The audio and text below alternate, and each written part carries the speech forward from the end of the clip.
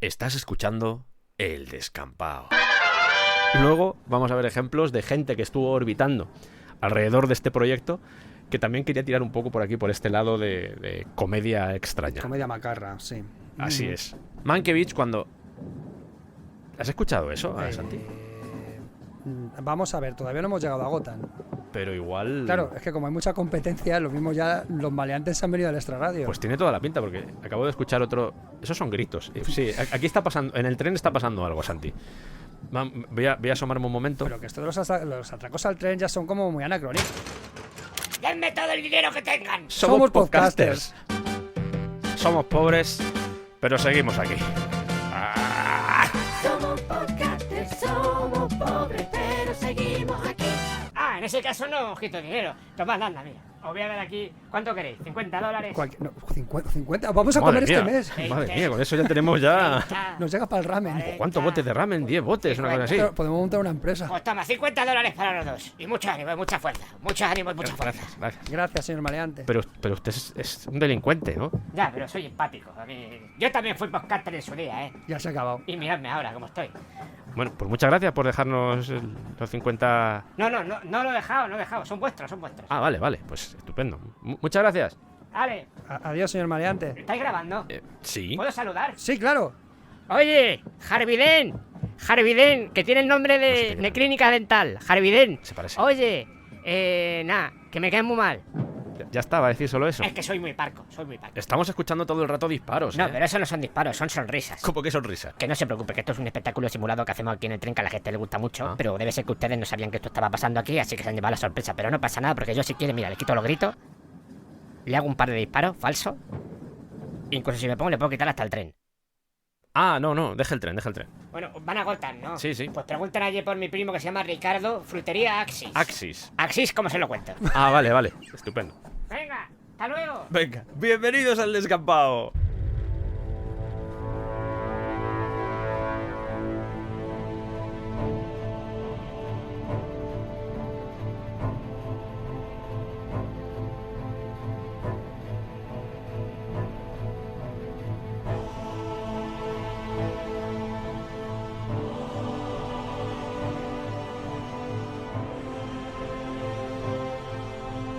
Seguimos con este viaje increíble que es la historia del Batman de Tim Burton. Como ya sabrás, O eso espero. en la anterior entrega estuvimos repasando los precedentes, porque recuerda que el Caballero Oscuro tiene ya 85 años y aunque se conserva estupendamente, pues han pasado muchas cosas por el camino. Unas pocas, sí. Allí os hablamos de su irrupción en el cine, de la serie de televisión, y después nos centramos en aquel juramento pronunciado por un niño que amaba a Batman sobre todas las cosas. Y justo ahí nos habíamos quedado. Michael Aslan y Benjamin Melniker compran los derechos para llevar a los cines al Señor de la Noche. Por allá aparecen los productores John Peters y Peter Guber y se pone en marcha algo parecido a un proyecto. ¿Quién es el seleccionado para escribir el primer guión? Tom Mankiewicz, de los Mankiewicz de toda la vida. Hoy no me voy a alargar mucho, pero te voy a dejar 10 segundos, porque creo que es óbice, para que me cuentes lo que quieras. ¿Cómo estás?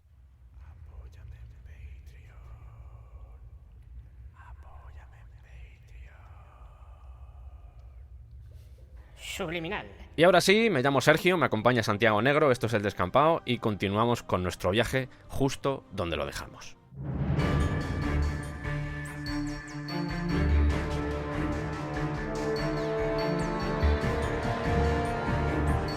Todo este proceso de creación de la película, estos 10 años, hasta que llegamos a 1989, todo ese proceso es un poco inextricable. Es confuso, farragoso, porque hay fechas, vuelve atrás, adelante. Sí, personas. mucha gente, es un puñetero lío. Yo he intentado al menos desentrañarlo un poco, pero es complejo, porque el guión comienza a escribirlo en 1980 y en la historia va a contar los orígenes de Batman y los orígenes de Dick Grayson, de Robin. Es un poco siguiendo lo que había hecho en Superman. Coger el patrón y decir, voy a hacer exactamente lo mismo. Presento al personaje y todo igual. Joker iba a ser el enemigo principal, iba a estar el Pingüino, iba a estar Rupert Thorne, que luego veríamos como Carl Grissom en la versión final. Bárbara Gordon también iba a aparecer. Y digamos que el interés romántico del personaje iba a ser Silver St. Cloud. Silver St. Cloud, qué mujer, de verdad. Aquí Mankiewicz se inspira en una saga que había hecho Steve Englehart, dibujado por diferentes autores. En primer lugar, por ejemplo, estaba Walt Simonson, aunque luego ya pasa a ser Marshall Rogers, si no me falla la memoria, No es cierto. que se llamaba Strange Apparitions, una obra construida en la propia colección de Batman del 77 al 78. Fundamental. Esta saga de Engelhardt and Rogers, o sea, lo he dicho así como en inglés, Madre mía, Santi. fue fundamental, ya que estábamos hablando de la evolución del personaje, para entender precisamente dónde estaba Batman en este momento. Esta saga en concreto es muy oscura, es una historia de venganza ultraterrena, con un enemigo que se convertiría también en muy canónico, ¿no? Con los años se le recuperaría en distintos medios, hablamos de Hugo Strange, y que se convirtió en un personaje muy curioso en contrapartida con el propio Batman. Como si ponemos a los dos personajes en un espejo y se mirasen, ¿no? Y empezamos a ver ese Batman que ya tenía un precedente, pero mucho más oscuro, un Batman silencioso, un Batman que empieza a estar enajenado, empieza a haber una separación total entre Bruce Wayne y el propio Batman, que empieza a devorar a la persona que está debajo del disfraz. Ciertas cosas que con el tiempo se convertirán en canónicas, aquí empezamos a atisbarlas, se empiezan a certificar. Y desde luego, durante estos años, durante esta saga, es cuando vamos a ver a un Joker realmente maligno, peligroso y asesino. No el payaso simpático que venía haciendo cosas poco villanescas en los años anteriores. Aquí vemos a un auténtico peligro social capaz de hacer muchas cosas simplemente porque es el mal. Ya está. Así que una etapa súper importante en la historia de Batman y del cómic americano en general. Si no la conocéis, recomendable además. Y de hecho a nivel gráfico... Es que a mí Rogers como narrador me gusta muchísimo. De hecho a Rogers, no sé en qué momento, yo he encontrado que justo en este momento, cuando Mankiewicz empieza a hacerse ya con el guión y empieza a construirlo, lo contratan para hacer los diseños de los personajes al propio Marshall Rogers. Me imagino también por esa influencia de Strange Apparitions, pues dijeron, oye, vamos a coger a este tío que al final es el que ha hecho los cómics, o el que ha hecho la mayoría de los números, que también está, por ejemplo, Len Wein por ahí haciendo cosas en esta saga, pero dicen, joder, vamos a coger al tío que la ha dibujado para que nos haga los diseños incluso de los personajes, para ver por dónde tiene que tirar el Joker, para ver por dónde tiene que tirar el Pingüino. E insisto, que al menos es lo que me dicen los datos o la documentación, es que lo hacen en este momento. Aunque seguramente Rogers lo utilizaron también, no ya para la película del 89, porque no es así, claro, pero sí para otras versiones que vamos a ver, porque aquí... Otra cosa no, pero guiones a cajoborro. A ver, es normal que cojan a la fuente principal. Y claro. Es que Rogers en ese momento era un dibujante top. Como dices, esto es un narrador increíble. El diseño de personajes, el rediseño que hace. El de Joker, por ejemplo. Todo el aspecto psicológico que se estaba imprimiendo en el guión se ve perfectamente en los dibujos que hace este tío. Sí. Y además eso, a mí por ejemplo la relación de Bruce Wayne con Silver St. Claude me parece uno de los momentos muy top en ese sentido de ese enfrentamiento que hay entre Bruce Wayne y la máscara, ¿no? Es muy fastidiado, me gusta un montón. Que en el fondo va a ser algo parecido a lo que le sucede a Bruce Wayne con Vicky Vale en la película. Es que Vicky Vale es Silver St. Claude periodista. Exactamente. Es que es así. Es así. Está comprobado y está... Vamos, no hay más que decir. Es que físicamente es Silver St. Claude. Es clavada. Y de hecho la historia, ya no de cómo se conocen, sino la relación de yo te llamo, tú desapareces, ese tipo de cosas es muy parecida. Y ella sospecha. Sí, exactamente. Vamos. Es muy parecido. Tenemos a Tom Mankiewicz, o Mankiewicz, lo que a ti te guste más, que completa el guión de lo que va a ser The Batman en junio de 1983. Y en 1985, a mediados, se anuncia, oye, tenemos una película, tenemos un guión, 20 millones, han subido ya, hemos pasado de 15 a 20. Vaya. Pero claro, cuando Aslan y Melniker leen ese guión, dicen, esto no es Batman. Fijaos el poder también que tienen los productores ejecutivos en este caso. Él dice, está bien, pero Mankiewicz entiende muy bien a Superman, pero no tanto a Batman, porque Batman es otra cosa. Hola, ¿qué tal? Soy el Sergio que está editando y estaba pensando, justo cuando estaba escuchando esto, que sería interesante contar un poco en qué consistían esos guiones. Seguramente haga una versión extendida para patrones, donde me explayaré más, pero puede ser curioso el hecho de que conozcas cuál fue la evolución de la trama a lo largo de los años. Estupendo. Sobre todo porque es una buena forma de ver qué elementos nacieron antes de que se llevara a cabo la película, porque en cierto modo este guión de Mankiewicz sirvió de inspiración para el resto de guiones que se fueron escribiendo postreramente. Lo primero que hay que mencionar es que todos estos guiones están disponibles en la red, o prácticamente todos. Algunos se encuentran fácilmente, otros no tanto, pero por lo general todo está en la red, así que si tenéis curiosidad podéis leerlos enteros. Yo os voy a decir algunas de las cosas que me han llamado la atención. Adelante. Como ya hemos dicho, esta versión de Mankiewicz se basa sobre todo en Strange Apparitions, pero también en una obra que se llama The Untold Legend of the Batman. Y lo primero que llama la atención es la duración que hubiera tenido este guión en caso de haber sido llevado al cine, porque estamos hablando fácilmente de 3 horas, 3 horas y 10, 3 horas y 20, una salvajada así. Pasan muchas cosas, pero voy a intentar resumirlo mucho. Guión de Tom Mankiewicz, 1983. Todo comienza con la muerte de los padres de Bruce Wayne, son asesinados por Joe Chill, y parece que detrás de todo esto hay una trama política porque Thomas Wayne se iba a presentar a concejal, pero tenía un rival que era Rupert Thorne. Desde el principio ya te dejan claro que detrás del asesinato está este señor. Lo que no esperas es que Joe Chill se vaya a ver a Joker porque es el que lo ha contratado. A partir de aquí comienza el viaje de Bruce Wayne, pues empieza a entrenar, empieza a estudiar y llega a una escena un poco extraña en la que tiene un despertar sexual con una chica. Bueno, Finalmente se enfunda el traje de Batman, comienza a patrullar las calles y Silver St. Cloud, el personaje de Silver St. Cloud que tanto le gusta a Santi, se cruza en su camino.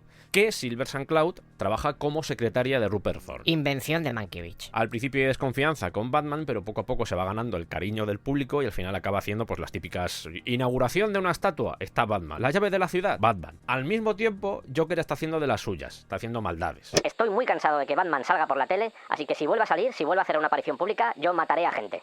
Y hay un momento donde contrata al Pingüino para que vaya detrás de Batman. Aquí hay una persecución larguísima, que yo no sé cuánto hubiese sido esto en metraje, pero poned 10 minutos, 15 minutos de persecución donde pasan muchas cosas, pero escapan. Durante esa huida, Silver St. Cloud empieza a sospechar ya que Batman es Bruce Wayne. Escena en la ópera. Por allí aparece Batman. ¿Cuál es el problema? Que Bruce Wayne está en la ópera. Y dice, ¿quién es ese señor que va vestido como yo? ¡Ese no soy yo! A esto se le añade que ha hecho aparición en un acto público y ha muerto el alcalde. Porque se lo han cargado. Por lo tanto, ¿quién tiene la culpa? ¿Joker? No, Batman. Pero qué hijos de puta. Bruce se queda enratonado en casa, Silver St. Cloud no hace más que llamarlo, él no contesta las llamadas, se preocupa, va a verlo, bueno, pues acaban haciendo cosas. Running with chanclets in the beach. Se van al circo, porque sí, porque está muriendo gente en la ciudad, pero vámonos al circo, y en el circo pues sucede toda la trama de Dick Grayson, cómo se transforma en Robin, la muerte de sus padres, por supuesto Bruce Wayne intenta consolarlo, lo acoge en su seno, toda esa parte. La escena final tiene lugar en el museo, que en la versión del 89 también hay un museo, y de hecho creo que bebe mucho de la serie del 66. Tiene algunos elementos, hay por ejemplo una máquina de escribir gigante, donde Silver St. Cloud está atrapada, nos podemos imaginar esa máquina de escribir gigante. Hay más cosas, hay una goma gigante, hay un sacapuntas gigante, que es donde muere Rupert Thorne a todo esto. O sea, es un final un poco extraño en el que Robin hace acto de presencia, para sorpresa de todos. En una de las primeras versiones, por ejemplo, moría Silver St. Cloud, en otras versiones la dejaron viva, pero como puedes imaginar, al final todo acaba bien. Es un guión que leyéndolo bebe bastante de James Bond, en el fondo Tom Mankiewicz venía de ahí. Incluso la aparición de Silver St. Cloud, hay un momento donde sale de una piscina y recuerda mucho a Úrsula Andress en El Doctor No. Además de que Bruce Wayne conduce un Aston Martin. Sí tiene algunos elementos de seriedad. De hecho, el inicio per se, lo que es la muerte de los padres de Bruce Wayne, ya entraña cierto realismo desde el primer momento, pero aún así creo que todavía bebe demasiado de la serie del 66. Y posiblemente eso fue lo que a los productores ejecutivos les generó más rechazo. Había un buen trabajo, pero el resultado final no era ese Batman serio que estaban buscando. Todavía quedan un par de guiones, así que volveré por aquí y os contaré más mierdas de este tipo. Estupendo. Seguimos con el programa. Voy a contar una cosa de estas sobre las fechas, Sí. como anécdota. En la época, en los correos de los lectores, incluso había revistas que especializadas en cómics y cine, venían muchas veces apartados de proyectos cinematográficos. Sí, puestos sobre la mesa, en plan, proyectos cinematográficos relacionados con el cómic. Y veías eso, finales de los 80 e incluso principios de los 90, que ya había proyectos sobre la mesa. O sea, esto eran los estudios que estaban poniendo los proyectos. Sí. Cosas como The Sandman, con directores ya en plan, en el proyecto están involucrados tal. Claro, yo recuerdo ser adolescente, niño, y decir, ostras, en apenas 4 años vamos a ver mis personajes favoritos. Que luego se desvanecía Se todo. desvanecían por ahí, sobre todo a raíz de Batman y su éxito. Todas las productoras querían tener su propio pelotazo relacionado con los superhéroes y empezaron a surgir rumores y empezaron a surgir proyectos presentados, o sea, diciendo esto se va a rodar, está real, ¿vale? Ya estamos trabajando en ello, que se desvanecieron. Y luego que a lo mejor sí que son cierto que llegaron a ser proyectos reales, películas sobre X-Men, pero que no tenían nada que ver con esos proyectos iniciales y desde luego no era la misma gente que tenía el proyecto en inicio. Pero yo recuerdo ese momento como muy especial porque tú tenías sueños que luego se desvanecían en el aire. Recuerdo sobre todo la ilusión, tío. La ilusión que te daba leerlo, decir, ostras, vamos a poder verlo esto en el cine. Y luego se te olvidaba incluso. Te pasaban 4 años y decías, oye, ¿no iban a hacer una película de esto? ¿Dónde está esa película? Te dabas cuenta de que todo había Todo sido... era mentira, todo era un sueño. Todo eran lágrimas en la lluvia. Sí. Encontré el cast deseado, ¿vale? Esto es buenísimo. Por parte de me imagino que era Tom Mankiewicz o incluso la productora o quien fuera, pero el cast deseado de lo que iba a ser ese guión. William Holden, comisionado Gordon. David Niven iba a hacer de Alfred. Oye, pues Peter O'Toole, brutal, del Pingüino. Ahí ya no lo ves. El tema es que Holden murió en el 81 y David Niven en el 83, así que esto se vino un poco abajo, pero esto lo digo adelantándolo a lo que va a venir a continuación, que va a ser digamos que la carta a los Reyes Magos. Decir, a ver quién puede dirigir esto, a ver quién puede hacer estos personajes. Vamos a decir una cantidad de nombres que es hasta insultante. Con algunos ejemplos que vais a decir, es imposible que este señor hubiese hecho esta película, es imposible. Productores que no se han leído un cómic de Batman en su puñetera vida. Vamos a ello.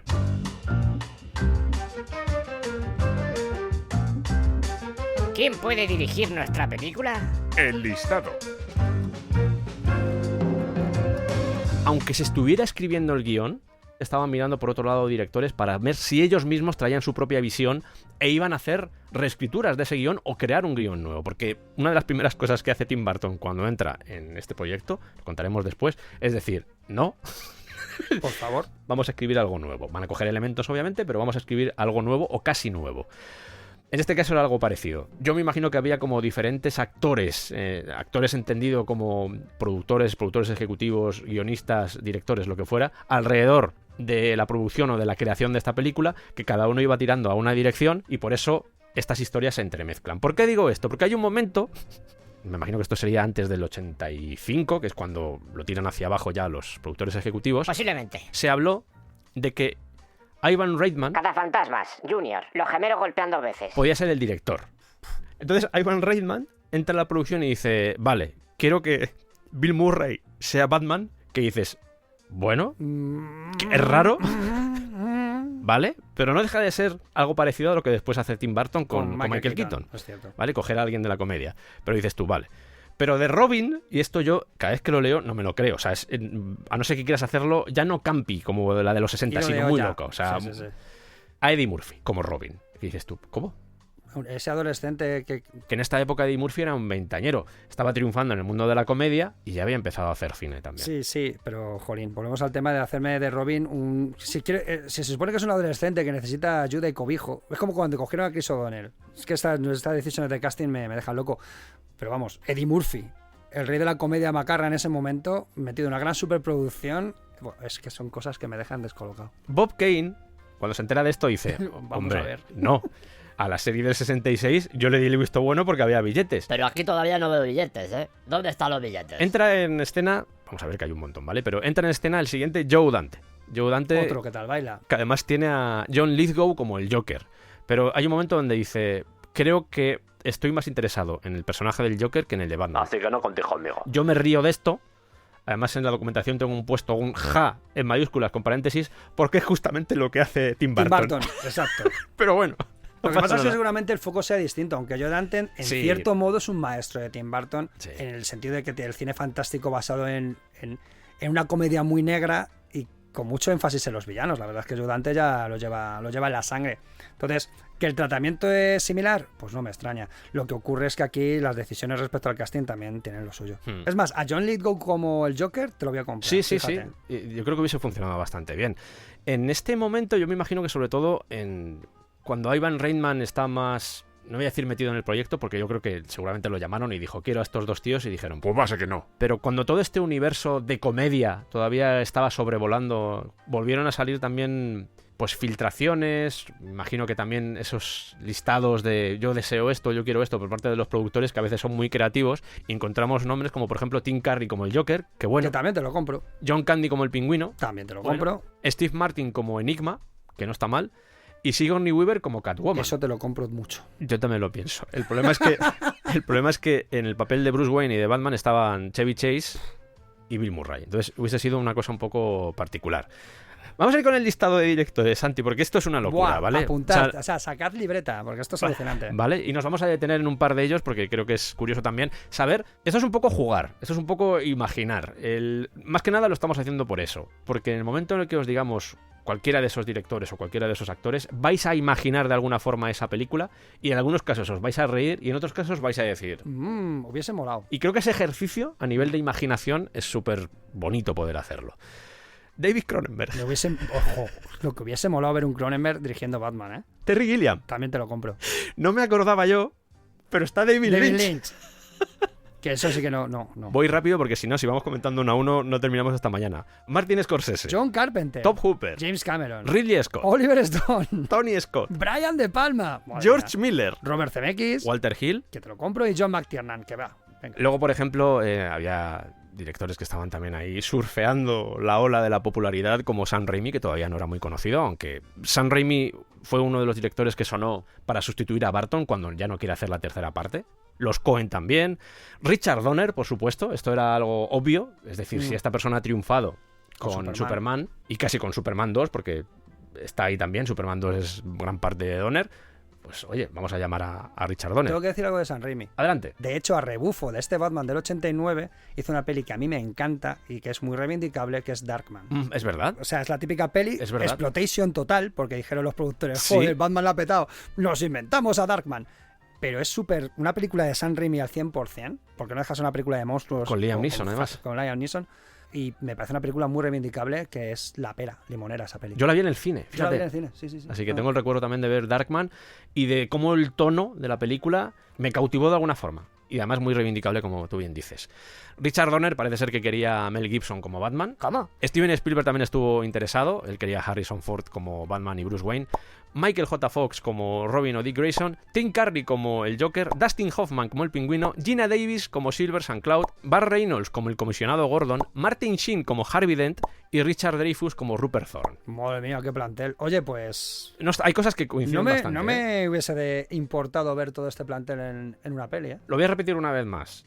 Yo creo que esto pertenece mucho a la rumorología. Esto se lo puede haber inventado alguien que simplemente se flipó y dijo, Steven Spielberg ha pensado en esto. Yo, sinceramente, a todas estas ideas, a todas estas cartas de quiero que estos actores hagan mi película, no me fío de ninguna. Ya. Ni siquiera me fío de la historia de Ivan Reitman. No del todo, pero sí que es cierto que si vas a hacer una película de gran presupuesto, y esta gente era las estrellas de la época. Sí, claro. O sea, que esto era gente que estaba en el candelero y que cualquier director, si tu película querías que lo petase, una de estas caras tenía que estar ahí. Entonces, suena eso, a lista de los deseos, pero no es descabellado que en algún momento alguien cogiese el teléfono y dijese, vamos a empezar a llamar a esta gente a ver si le interesa vestirse de Batman. Yo a Harrison Ford, por ejemplo, le veo colgando el teléfono inmediatamente. ¿Me estás contando? O sea, ¿qué dices? Igual que a Tim Curry no. A Tim Curry se apunta. Sí. Pero que igual que... Y a Bill Murray dice, tío, vas a hacer de Batman. Y dice, venga. O sea, que aquí hay gente que se apunta a un bombardeo y se mete en la película. Y más si el tono iba a ser de comedia y con directores como Ivan Reitman y Joe Dante, que eran directores reconocidos y Sí. que a nivel de cine fantástico eran punteros en ese momento. Más cercanos a la comedia, eso sí. Sí. Que era el tono que por lo visto iban a dar. Pero a Gina Davis diciéndole apúntate para ser Silver St. Cloud, tú no la ves diciendo, Sí, hombre. claro que me apunto. O sea, quiero decir que aquí hay, no sé, incluso Burt Reynolds haciendo del comisario Gordon. No lo veo descabellado, a pesar de que, como dices tú, efectivamente, esto es rumorología 100%. Sí le veo más sentido a que, por ejemplo, Wes Craven estuviera sobre la mesa porque Melniker y Aslan habían trabajado con él en La cosa del pantano del 82. Entonces, en ese caso sí lo veo más factible. Pero bueno, más allá de esta lista de directores, también tendremos la lista de actores porque fue vistosa. Sí. Al final se deciden por un director que en 1985 había sorprendido a todo el mundo con el éxito de La gran aventura de Pee-wee. Es en este momento cuando nace el interés con respecto a Tim Burton. Y esto es importante que lo diferenciemos porque una cosa es cuando le dicen, Tim, estaría bien que desarrollásemos esta idea de cara a hacer una producción en el futuro, a cuando ya, y hablaremos ahora de ello, cuando saca Beetlejuice o Beetlejuice aquí en España y dicen, este es el tío. A tope con Tim Burton. Pero en este momento es como, vamos a tantearlo. Igual es lo que hicieron con el resto, con alguno de los nombres que hemos reflejado antes, pero hablan con Tim Burton y le dicen, nos gustaría llevar esta historia al cine. Un Tim Burton, además, que en este momento es muy joven, tiene 27 años, y que en cierto modo dice, bueno, como historia me puede parecer interesante, sobre todo por ese mundo de los monstruos y poder llevar a cabo eso que tanto me gusta a mí, pero yo es que no he leído un cómic de Batman en mi vida. No he leído un cómic en mi vida, o sea, sé en general. O sea, este señor del cómic no sabía nada, sabía de peli de monstruos y dibujar. Ya está. Me parece una buena corrección. Él decía, no, es que tengo una especie de dislexia que no sé muy bien qué bocadillo leer. Es como... Claro, es que no iba a decir, es que la gente que lee cómics me da asco. No podía decir eso. Y dijo, es que he leído pocos cómics. No pasa nada, Tim. Te lo vas a comer igual. O sea que no pasa nada ya. Ya te pasará Aslan, que al final fue lo que sucedió. Te va a pasar una colección de cómics de los que tienes que leer para entender más o menos al personaje. ¿Qué cómics van a ser esos? Finger, Bob Kane, Engelhart, Len Wayne. Para que entienda un poco cuál es la esencia del personaje, la esencia original que se había perdido con la serie porque Tim Burton sí había visto la serie. Ay. Pero antes de nada, antes de ir con la historia de Tim Burton, nos va a contar un poco Santi lo que hizo Tim Burton hasta llegar a este momento de forma... De hecho, si me permites un inciso, hay una historia de Kevin Smith y Tim Burton que discutieron cuando estaban metidos en la historia de Superman, porque iban a rodar una película de Superman juntos con guión de Kevin Smith. Y claro, hubo problemas desde el principio. Son dos autores que no sé a quién se les ocurrió mezclar. Claro. Y una de las conversaciones por teléfono que tuvieron, no siquiera fue con Tim Burton, fue con la secretaria de Tim Burton, que llamó Kevin Smith, y la secretaria de Tim Burton dijo que Tim Burton estaba muy enfadado de tener este tipo de conversaciones y que estaba harto de gente que le hablaba todo el rato de los cómics y que él nunca, y además le decía orgulloso que él nunca se había leído un cómic en la vida. A lo que dijo Kevin Smith, eso explica tu Batman. Pero bueno, en fin, las cosas de los autores y sus mierdas. Pero me parecía gracioso para identificar a Tim Burton y lo que hizo precisamente en esta película. Pues voy a ir con otra anécdota de Burton, en este caso anterior. Vamos a contextualizarlo. Es la San Diego Comic Con 1978. Están hablando, todavía no se ha estrenado, pero están hablando ya de lo que va a ser Superman. Hay un directivo de Warner que está contando, pues vamos a ir por aquí, os voy a poner unas imágenes. Y Tim Burton está ahí, en esa San Diego Comic Con, me imagino pues porque no solo hay cómics, sino que hay otras cosas y le llamaban la atención. O porque le pillaba cerca. Esa tarde no tenía nada que hacer y dijo, voy a la San Diego Comic Con a ver qué hay. Y se da cuenta que durante esa charla por parte del miembro de Warner Bros., de repente se levanta alguien del público, muy enfadado, y dice algo así como... Superman nunca se cambiaría en la repisa de un edificio. Muy cabreado, muy cabreado. Voy a boicotear esta película ¿Ves? Ostras, y decirle a todo el mundo que estáis destruyendo esta leyenda. Eso dice el tío. Entonces, la gente se levantó, o algunos aplaudieron, y de repente Tim Burton dice, hostia, esta gente es peligrosa. Esta gente está loca. Y se da cuenta de lo siguiente.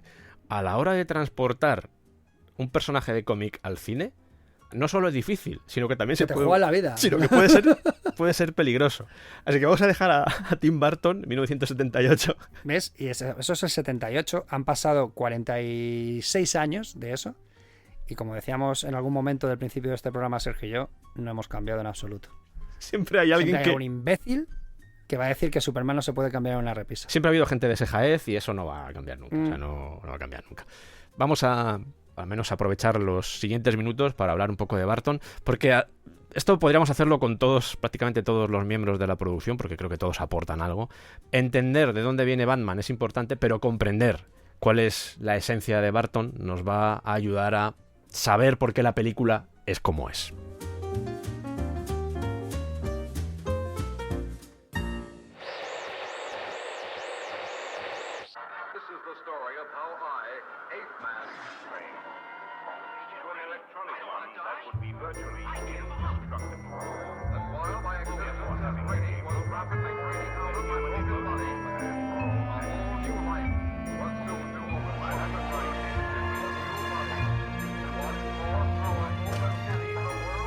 Burton pertenece a esa generación de autores, personas, entes, que se ha criado delante de un televisor. Ya hemos dicho que la tele llegó en un momento dado, sustituyó al cine y llegaron un mogollón de programas que han influido de manera bestial en la mente de muchos creativos, entre ellos Burton. El menú de Burton era, entre otras cosas, probablemente el Batman del 66, pero sesiones dobles de monstruos a las tantas de la noche, películas de serie B, pues todo ese mundo que ha conformado una forma propia de entender el cine, la estética. Bueno, a estas alturas no creo que tengamos que entrar mucho en analizar el estilo de Tim Burton. ¿Pero quién es Tim Burton? Retrocedamos en el tiempo. ¡Ay, quién es Tim Burton! ¡Ay, Tim Burton! No vamos a hablar del nacimiento y de su infancia, no. ¿vale? Nos vamos allá cuando era un chavalote y acaba el instituto. Tim Burton, cuando se hace esa pregunta de ¿qué quiero ser de mayor? No quiero ser nada porque soy un niño grande y lo voy a ser toda mi vida. Vale, Tim, pero el caso es que tienes que hacer algo con la vida. Eterno adolescente. Eterno adolescente. Soy un Peter Pan. Total, que decide dedicarse al arte, ¿vale? Todas esas imágenes que habían llenado su cabeza, decide plasmarlas sobre el papel en principio y se apunta al California Institute of the Arts, al loro ahora, porque está en Valencia en Santa Clarita, California. Me gusta todo. Y estudia animación. Especializado en animación de personajes. Poco a poco va creando sus propios cortometrajes y además entiendo que habría proyectos de clase y todas esas cosas. De esta época hay un corto que se llama Stalk of the Celery Monster y precisamente es este corto el que llama la atención de una compañía muy grande que estaba captando a todo el que tuviera por lo menos interés en este tipo de temáticas. Cualquiera que coja un lápiz les vale. ¿Vale? Estamos hablando de Walt Disney Productions, ¿vale? Que en ese momento pues también podríamos hablar de la crisis de la Disney entre mediados de los 70 y mediados de los 80. Ostras. Ahí hay 10 años complicados para Disney, ¿eh? El caso es que le contratan. Evidentemente no vas a cobrar un pastón ni vas a ser un dibujante senior, vas a empezar de aprendiz. Toma el mandil a dibujar campeón. Y le cogen para efectivamente la sección de animación. Trabaja como animador, creador de storyboards, diseñador gráfico, bueno, artista conceptual, el concept artist, súper famoso de las películas de animación. Sí. Y el caso es que participa en películas como The Fox and the Hound, que se llamó Todd y Toby aquí en español, en el año 81. Película súper traumática, ponésela a vuestros hijos. Ya está. Joder, de infancia. Claro ¿no? que sí, fastidia la infancia. Ponle perseguida a esa y En busca del Valle Encantado. El niño va a ser feliz. No le quites experiencias a tu retoño. El descampado servicio público, ¿no? Vale, me parece bien, Santa. Vale, también participa en Tron, Sí. película mitiquísima de 1982, una de las primeras en mezclar arte digital junto con imagen real. Y The Black Cauldron, también conocida como El Caldero Mágico de 1985, que a mí es una película que personalmente me flipa. Ya hemos hablado varias veces a lo largo de la historia del descampado de cómo me flipa a mí El Caldero Mágico. Esto cuando decimos que participa, claro, muchos de los diseños que hacía finalmente no llegaban a la película. También te digo que es muy difícil determinar qué cosa es de cada miembro de ese equipo de arte que se encargaba de todos esos diseños. Pero ya digo que por lo menos lo que se conoce o lo que ha trascendido es que muchas de las cosas que hacía como que no llegaban a... Sí, como animador bien, pero claro, cuando llegaba con su arte conceptual, pues imaginaos lo que decían los de Disney. Decían, pero ¿qué quieres? ¿Asustar a la gente? ¿Qué es esto de chico ostra, Tim? Sí, supongo que le acariciarían su despeinada cabeza en plan, Tim, vuélvete a la mesa. Y eso precisamente se va a demostrar en los cortometrajes y en las producciones que va a hacer con Disney. Por ejemplo, en el corto Vincent. One night, while reading a gruesome tale, he read a passage that made him turn pale. Such horrible news he could not survive, for his beautiful wife had been buried alive. Evidentemente pensado en la figura de Vincent Price, uno de sus ídolos. Claro. Está basado en un poema que él mismo escribió y es un corto muy curioso, todo una oda a esas películas de terror que habían hecho polvo la cabeza de este señor para ser quien era. Además es muy bonito porque el poema lo lee el propio Vincent Price, efectivamente. No deja de ser un cortometraje 6 minutos, blanco y negro, stop motion, que es muy bonito. Hay stop motion también en Batman, muy sutil, el momento en el que el coche se cubre de escudos, eso está hecho con stop motion, es así un detalle particular de Batman de 1989. Y en este caso estamos hablando de un cortometraje que costó $60.000, financiado por Walt Disney. Y yo me imagino que los de Walt Disney dijeron, vale, te lo pagamos, Tim, porque... Bueno, porque tienes... Pero esto es raro, Tim. Hay talento. Dejadme hacer más cosas. Claro. Que a ver, que os gusta. Seguro que os gusta algo. La siguiente. Ojo, cuidado. Su siguiente película es una adaptación, con imagen real, de el celebérrimo cuento Hansel y Gretel. Pero si va a quedar él con los Hansel y Gretel la historia de los Grimm, No. más o menos. Lo que hace es adaptarla a un entorno, un contexto oriental. Y remata la cosa con un clímax basado en una pelea de Kung Fu. Esto se hizo para televisión, para Disney Channel. No se estrenó en cines, evidentemente, pero... 30 minutos además de duración. Sí, es otro corto. Y se nota que está hecho para televisión y que el presupuesto tampoco es Pero muy vamos, que grande. le fue la pelota. Hansel y Gretel, Kung Fu. Vale, pues ya está. Y Disney ya empieza a pensar, ¿nos habremos equivocado? Vosotros imaginad al directivo de Disney con la ceja cada vez más levantada según Sí. este señor va sacando películas. Sí, sí. ¿Vale? Ya se la ceja Se le está juntando con el pelo, con el cuero cabelludo. ¿vale? Sí, sí. Efectivamente. ¿Cómo remató la cosa con Disney aquí mi colega? Editando Frankenweenie, ¿vale? Una película que con el tiempo pasaría del corto que hizo en este momento al largo. Una película maravillosa, por cierto, Frankenweenie a mí es una película que me llega mucho a la patatita.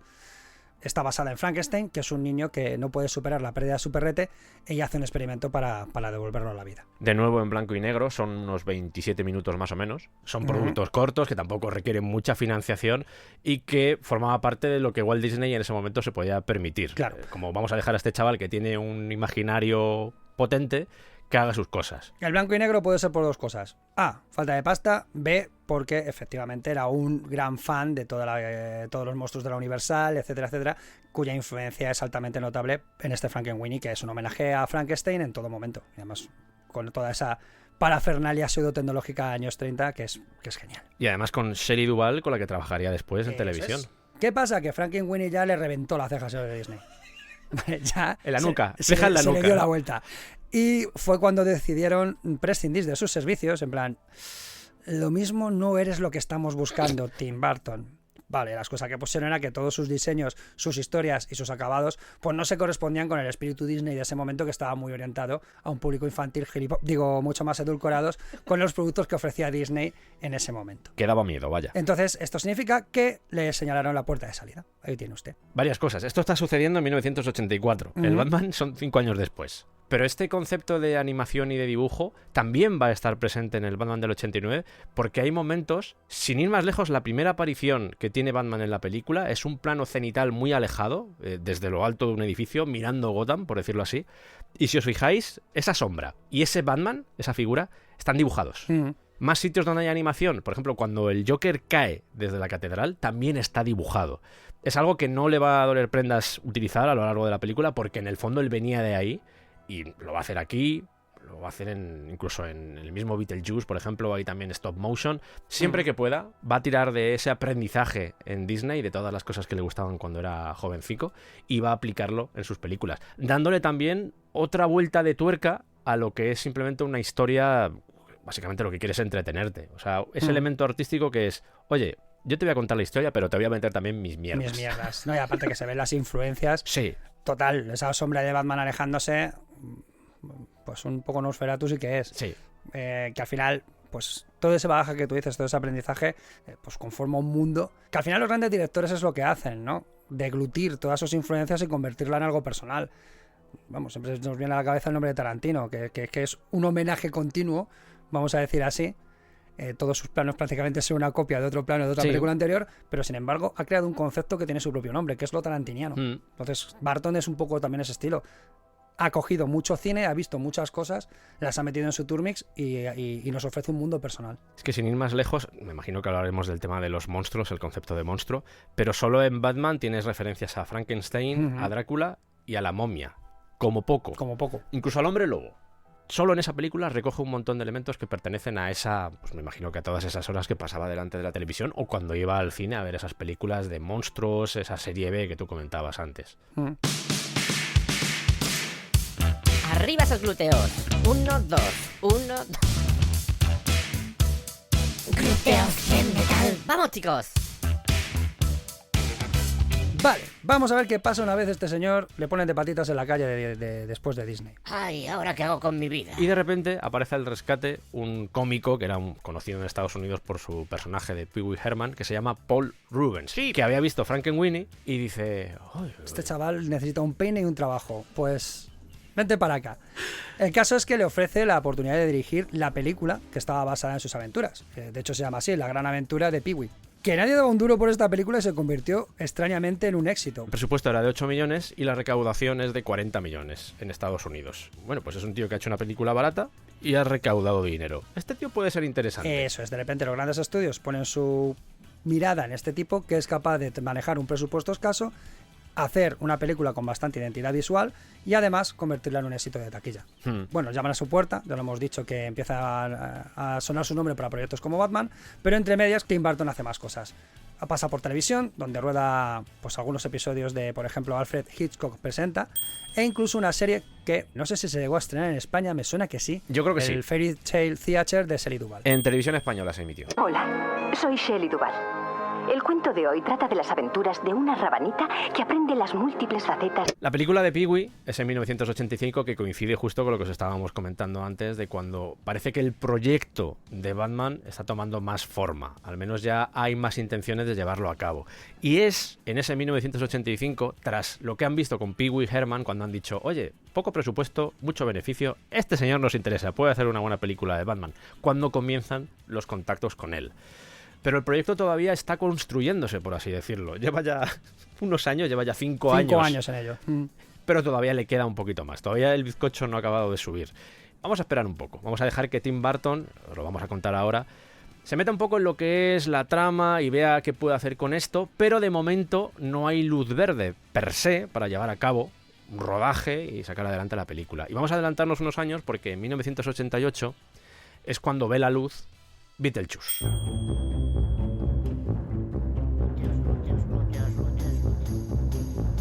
Claro, es una película que certifica 100% lo que es el estilo Burton. Todo, absolutamente todo lo que vamos a ver durante el resto de su cine, por lo menos en sus años buenos, ya está en esta película. Horror macabro, humor negro, un juego constante con lo visual, mucha influencia de la animación, como os comentaba Sergio, en el que vamos a ver cómo ese mundo de Beetlejuice, ese mundo desértico, extraño y fantasmal, con esos tentáculos verdes saliendo de todas partes, es stop motion. Es una película muy loca, conceptualmente es bestial, ha envejecido bastante bien a pesar de los años, tanto que ahora mismo estamos viendo cómo se ha estrenado su segunda parte. Pero yo creo que de justicia, porque yo creo que también se reivindica un poco el Tim Burton que se había ido diluyendo con los años, ¿no? Creo que esto ha servido para encontrarse consigo mismo de nuevo.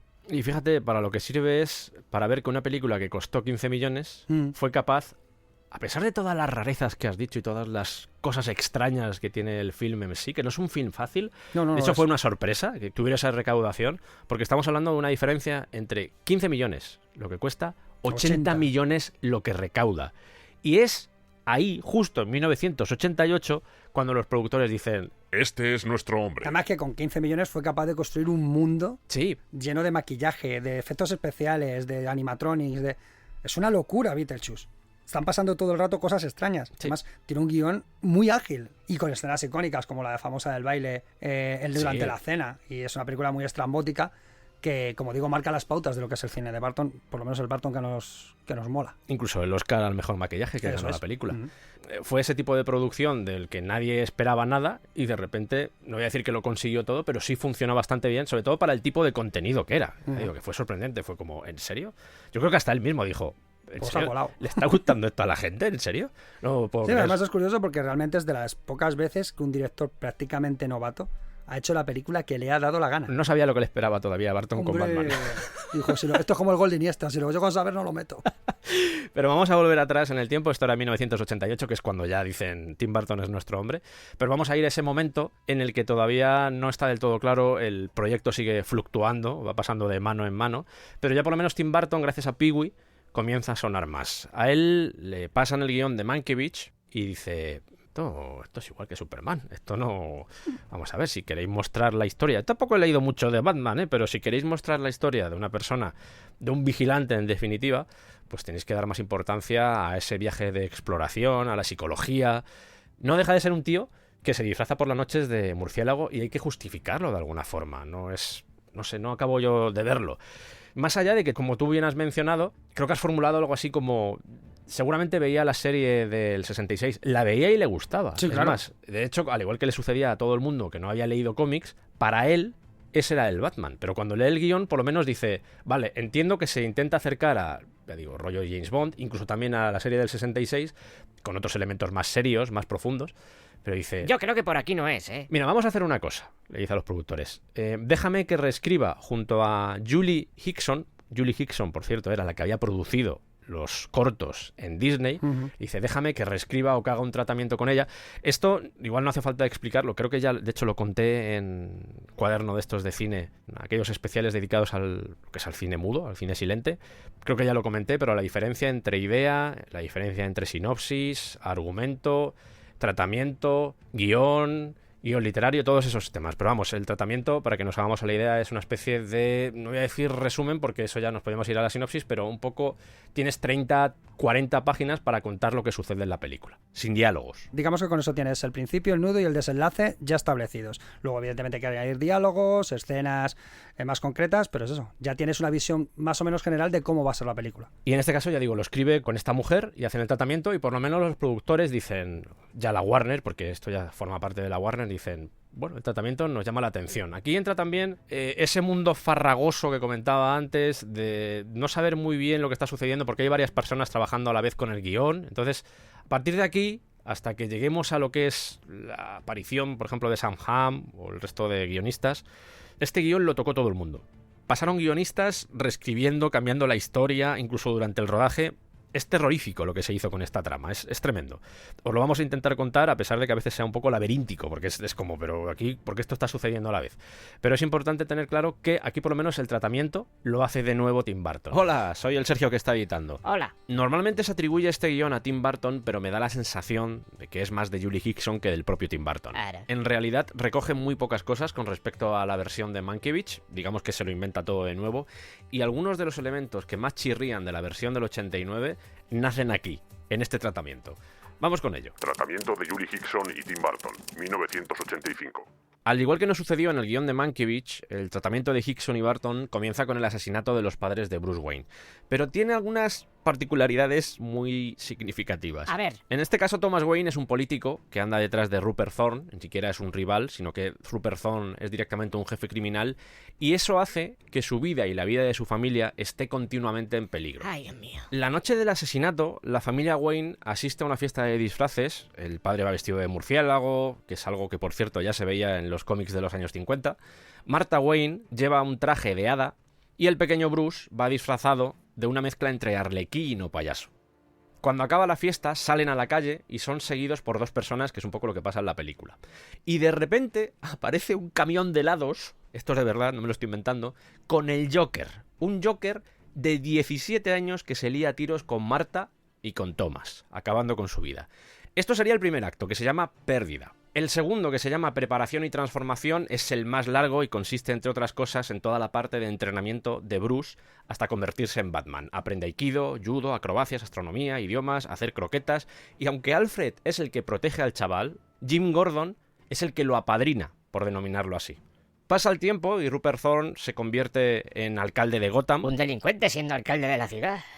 No puede ser. Y Joker, que estaba en la cárcel, se escapa. ¿Por qué estaba en la cárcel? ¿Por qué estabas en la cárcel? No lo sé. Bueno, pues tampoco lo sé yo. Pero da igual porque empieza a hacer todo tipo de tropelías alrededor de la ciudad. Como por ejemplo, hacer que los trenes del metro vayan en dirección contraria, liberar a todos los animales del zoo, pintar las ventanas de los rascacielos de negro para que la gente no vea, interrumpe programas de televisión, que es un poco lo que sucede en la película de Burton. Y hasta aquí, hasta este momento, solo tenemos a Bruce Wayne. Todavía Batman no ha hecho acto de aparición. Pero ve al Joker por televisión y dice, esto no puede seguir así, alguien tiene que hacer algo. Y se acuerda del traje que llevaba su padre aquella fatídica noche. Y ahí es cuando nace Batman. De hecho, saca la caja donde está el traje que llevaba su padre en la noche de Marras, que es algo muy raro, pero bueno. La verdad es que sí. Como el Joker se ha pasado mucho tiempo en la cárcel, se ha perdido muchas navidades. La verdad es que sí. Y decide arruinar la Navidad a todo el mundo, como si fuera una especie de Grinch. La verdad es que sí. Pues haciéndolo de una forma un poco más a lo Joker, que es... utilizando un árbol gigante de Navidad como si fuera un cohete. Esto sale en la versión animada, por cierto, la de Bruce Timm de 1992. Sale el Joker, podéis buscar la imagen porque sale subido en un árbol de Navidad. Batman se enfrenta a él, pero el Joker escapa.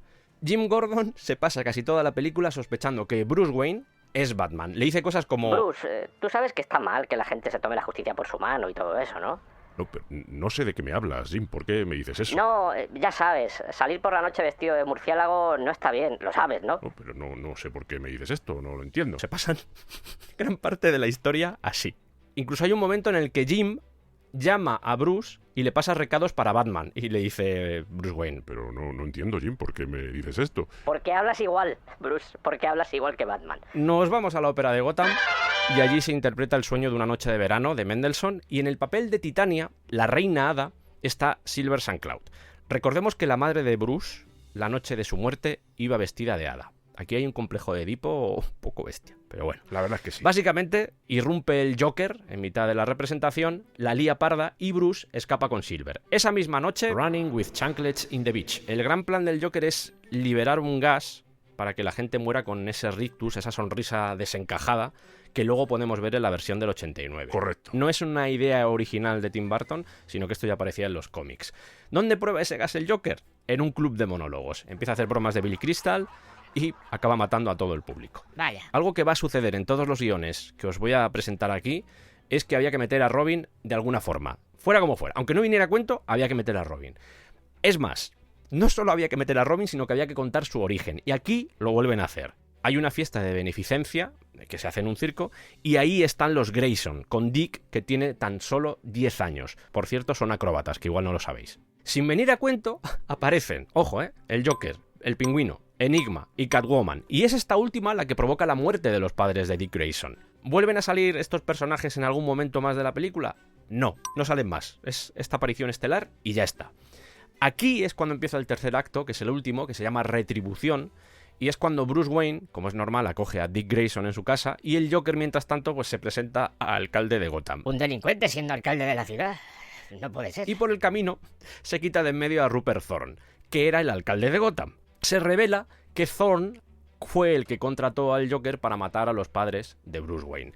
Es en ese contexto en el que el Joker hace un meeting delante de todos sus fanáticos y un desfile que después se utilizará para la versión del 89, porque lo que hay en ese desfile son globos hinchables de diferentes formas y tamaños que contienen gas.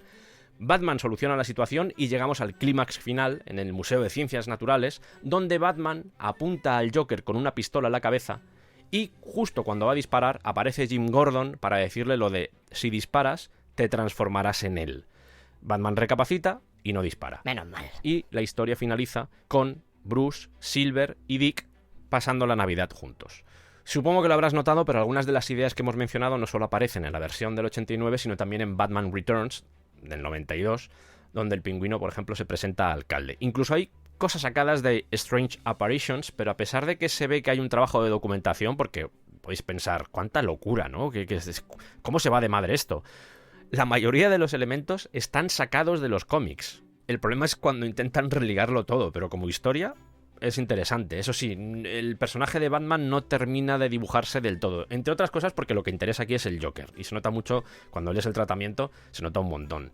Es más, el propio Barton hizo dibujos en la época de cómo él veía al Joker y yo os encomiendo a que los busquéis porque son muy llamativos. Y ya está. Espero que estos resúmenes os estén gustando. ¡Seguimos! No, espera, un poco de publicidad.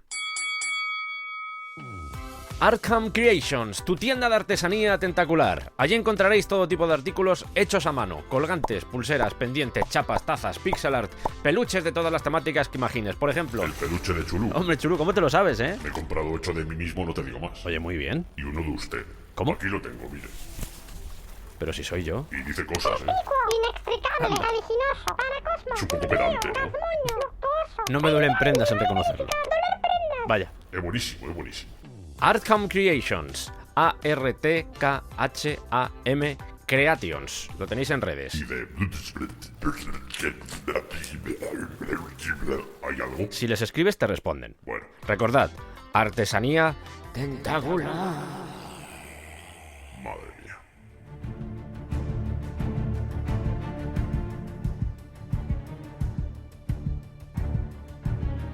¿Qué sucede? En ese 1985-1986 todavía existe esa pátina en los cómics, y sobre todo en el personaje de Batman, de que es Adam West. Es un señor que es muy gracioso, hace cosas, se enfrenta a maleantes, jaja, pou, zam, guapo, fin, guap. Y todo el mundo lo tiene claro. Pero cuando todo parece indicar que el destino que va a tener la película de Batman va a ir, no tanto en esa dirección, pero sí al menos se va a ver muy influida por lo que se estaba haciendo en los 60, aparecen los cómics al rescate. Porque en 1986 es cuando llega a las librerías, a los kioscos, The Dark Knight Returns, de Frank Miller. Y ese cómic, no voy a decir que lo cambia todo, pero casi. No, cambia muchas cosas. Es que ya hemos hablado de este cómic en un programa anterior. Hablamos de un programa que se llamó Cómics que cambiaron los cómics. Sí. Entonces, ahí hablamos largo y tendido sobre su influencia, buena y mala, sobre las cosas buenas que trajo al mundo del cómic y también las relecturas posteriores que se han hecho bastante infantiloides, ¿no? Como otras muchas obras de esa época, como Watchmen.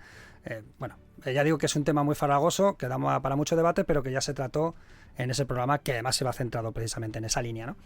Pero el caso es que lo que nos presentaba era un Batman callejero, oscuro, violento, rozaba lo paramilitar, este Batman visionado por Frank Miller, con sus mierdas de Frank Miller. Y fíjate, por vincularlo a Robin y Marian, Crepuscular también. Sí, efectivamente, nos trae un héroe en la vejez, claro. En su madurez nos habla de un Batman que ya se le ha ido la pelota completamente. No, sí. ¿Sabes qué pasa? Que además es la primera vez que se acepta que Bruce Wayne no existe, que Bruce Wayne ha sido completamente devorado por su bestia y no puede ser otra cosa. Ya no puede ser Bruce Wayne, le pesa.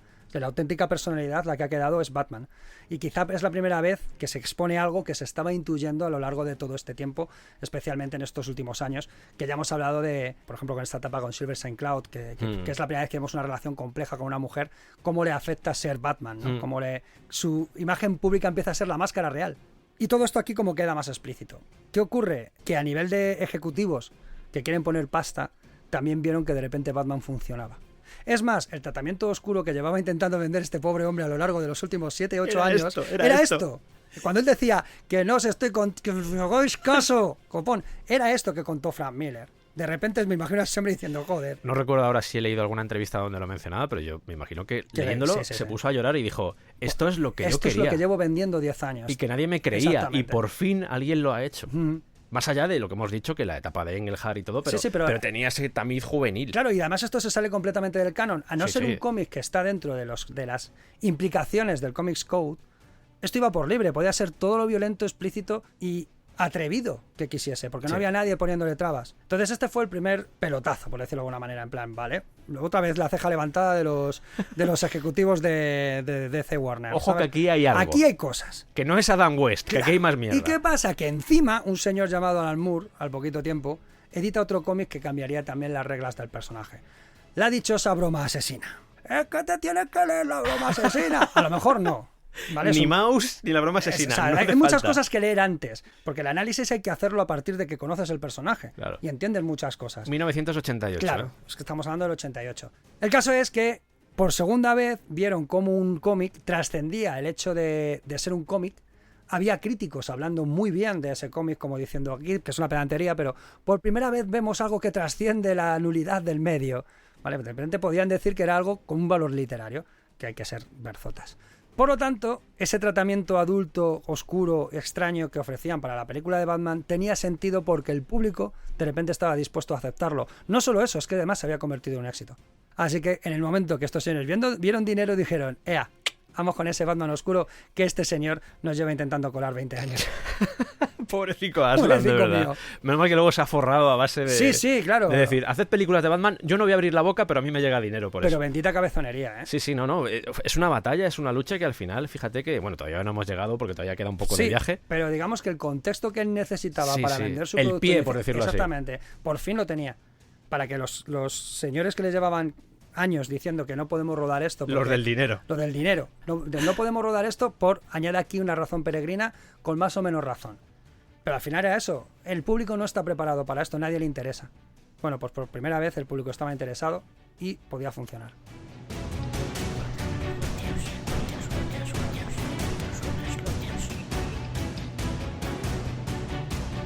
El mismo Tim Burton menciona la broma asesina como una de sus influencias y uno de los cómics, no solo que le llamaron la atención sobre el personaje de Batman, sino que le marcaron más porque dice, por primera vez leí un cómic y lo entendí.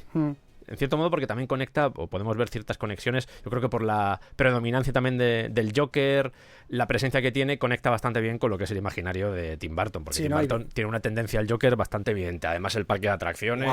Es que es una locura, ¿eh? Es muy Tim Burton. Es muy Tim Burtiana. Entonces yo creo que ahí vio cierta conexión y dijo, ostras, esto me ha gustado. Pero también le sucedió a Tim Burton que él tenía a la imagen, el icono de Adam West y de repente dijo, hostia, espérate que esto va a otra cosa. Es más, Aslan, antes de empezar el rodaje y todo, ya te lo he comentado antes, pero le dio material, esta es la esencia, esta es la historia, este es el personaje, olvídate de lo de Adam West, coge si quieres lo de la broma asesina, lo que tú quieras, pero este personaje acechante en las sombras, eso es Batman. Claro, es curioso, por ese Batman acechante en la sombra, la broma asesina no se le ve tanto. No. Es curioso que realmente esto nos convence todavía más de esa idea de que lo que realmente le interesaba a Tim Burton era el Joker. Porque la broma asesina es un cómic sobre el Joker. Correcto. Y la relación que tiene con Batman. Y por eso le gusta. Ahí está el tema. Ahí está el tema. Pero no es un cómic en el que Batman tenga predominancia. De hecho, es un personaje que sí que es el de los cómics de ese momento. Tiene una buena relación con la policía. De hecho, empieza como si fuese un cómic más de la serie regular. Lo que pasa es que hay una serie de cambios bestiales. E incluso a nivel de colorido, incluso a nivel de formato cómic, es bastante... Hombre, no, el dibujo es muy bueno, pero que no cambia tanto las reglas. Sí, a nivel gráfico no es el Caballero Oscuro, está claro. Aquí se juega mucho más... El experimento está en la psicología, en en las acciones reales que puede tener en la vida de las personas un villano. Sí, las consecuencias de la maldad al final. Y la humillación, Sí. que es que eso es lo que pasa, que aquí Alan Moore estaba muy enfermo, no sé qué le pasaba. Bueno. La humillación a la que somete a los personajes el Joker. Bueno, lo de Bárbara Gordon. No, bueno, a Bárbara Gordon, que eso es una de las cosas, pero que incluso lo que le hace al comisario Gordon. Sí. La humillación a la que le somete, que es un personaje querido, básico, y que, no sé, es como la moral de Gotham, ¿no? Sí. En una sola persona. Es una bestialidad a nivel psicológico lo que produce ese cómic en el lector de Batman. Es cismático, sí. Es que es una hostia, así de claro en la cara. Y por eso a Tim Burton le gusta, porque también tiene problemas, ¿vale? Hay que decir que también Aslan... Yo creo que Aslan estaba todos los días en casa de Tim Burton llevando cómics, tebeos. como diciendo, mira, tengo 30.000, me da igual, haz lo que quieras con esto, pero lételos. Empaparse Claro. de la autenticidad del personaje. La oscuridad, Eso es. efectivamente. Pues igual te llevan uno de los años 50 y dice, Pues dices, dice Tim vale. Burton, ¿qué? ¿Ves? Diría, tenía yo de razón con lo de Adam West. Es como que le ocultó todo Claro, el material. claro. Era listo el otro, ¿eh? Aslan dijo, te voy a enseñar todo lo Aslan mal era rollero. listo, o sea, que se pasó 15 años de Batman no existen. Lo más mal rollero que se haya escrito. Claro, claro. Yo te lo voy a enseñar, ¿vale?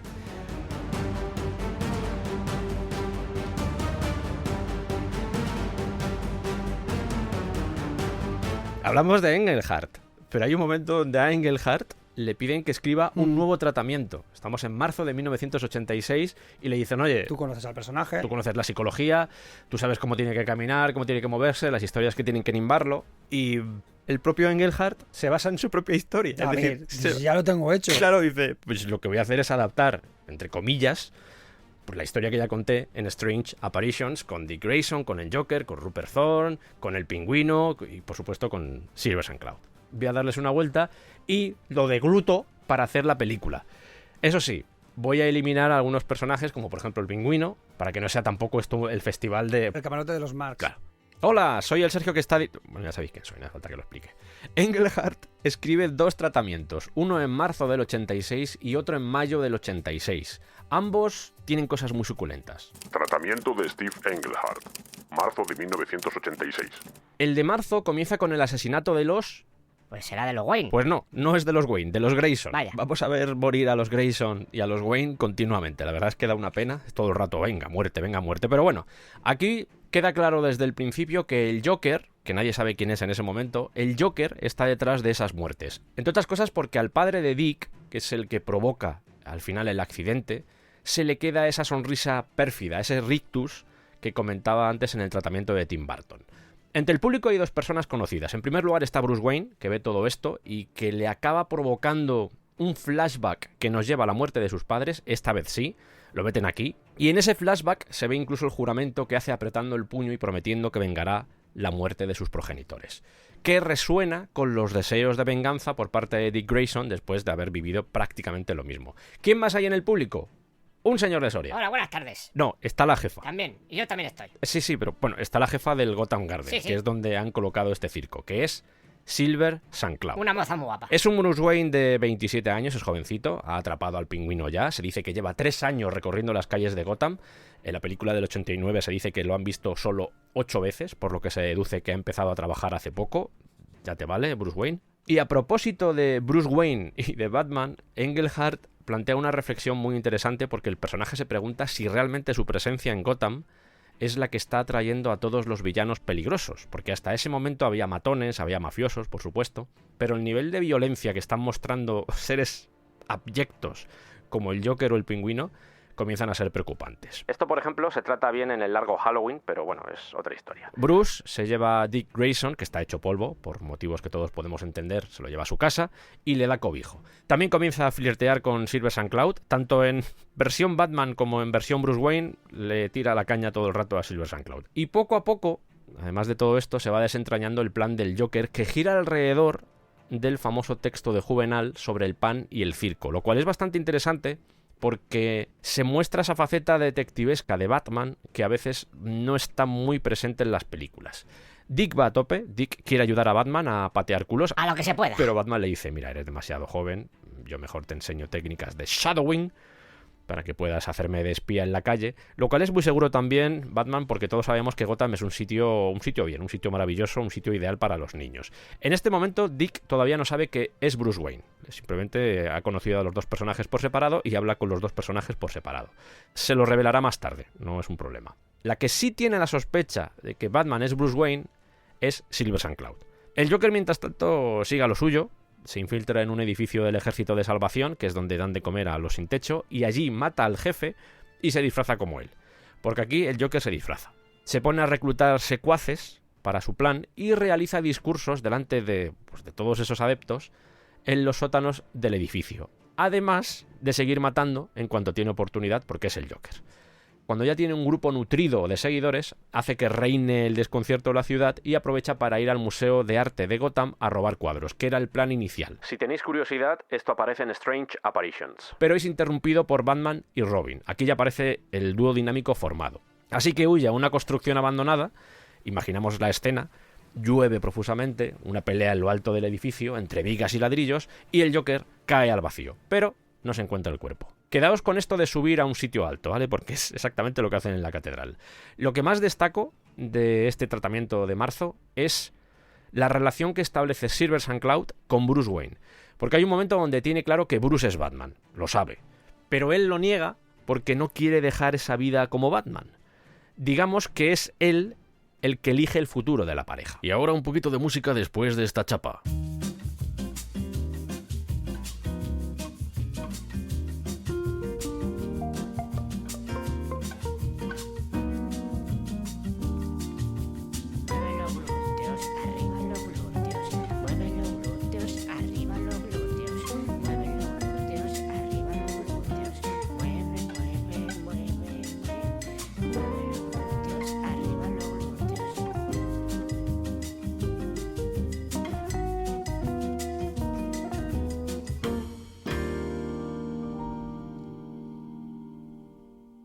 Venga, seguimos. Tratamiento de Steve Englehart. Mayo de 1986. La versión de mayo es bastante diferente a la versión de marzo. Esta sí empieza con la muerte de los padres de Bruce Wayne, una vez más. Es 1974, Bruce tiene 12 años y allí está el comisionado Gordon, que además lo reconforta, como veremos después en aquella fotografía que aparece en la versión del 89. Tras la muerte de los padres, Bruce tiene un laboratorio, tiene un gimnasio, lee un montón, aprende a hacer croquetas, lo de siempre.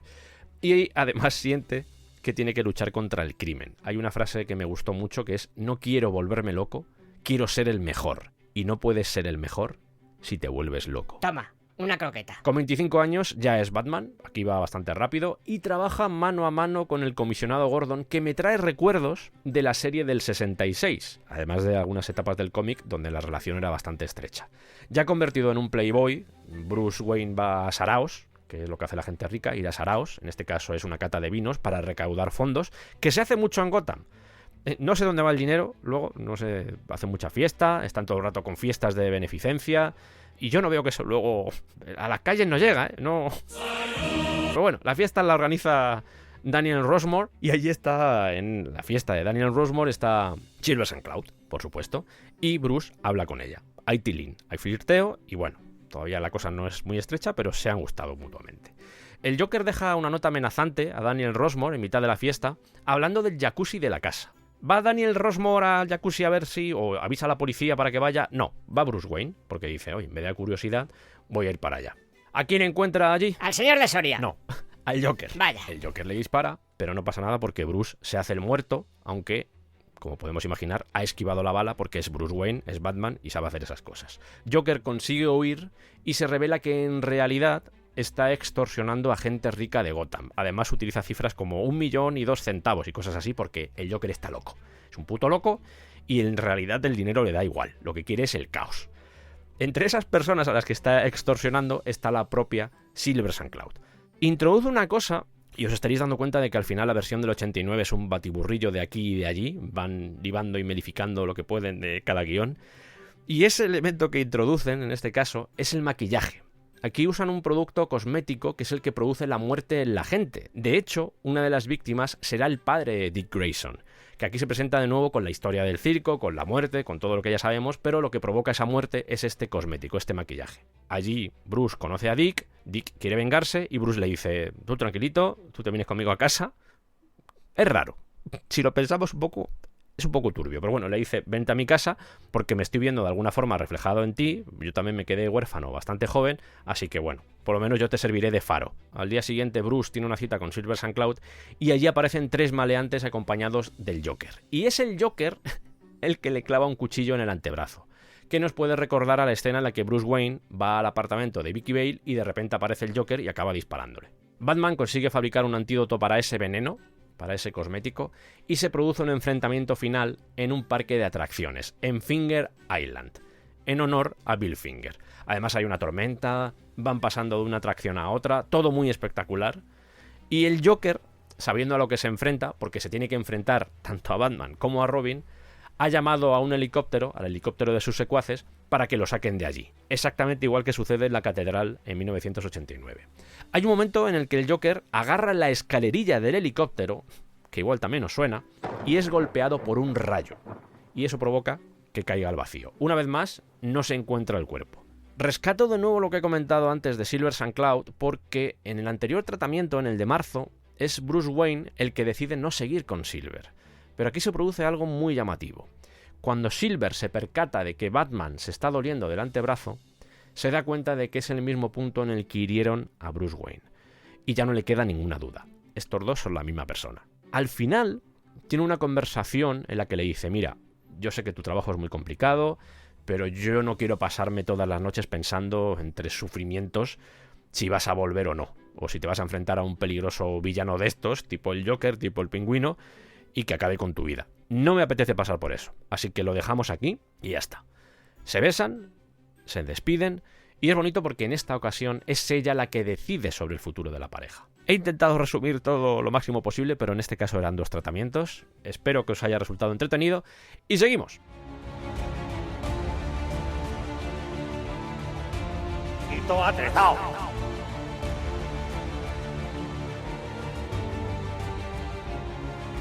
Hemos utilizado en este especial la palabra vigilante más de una vez.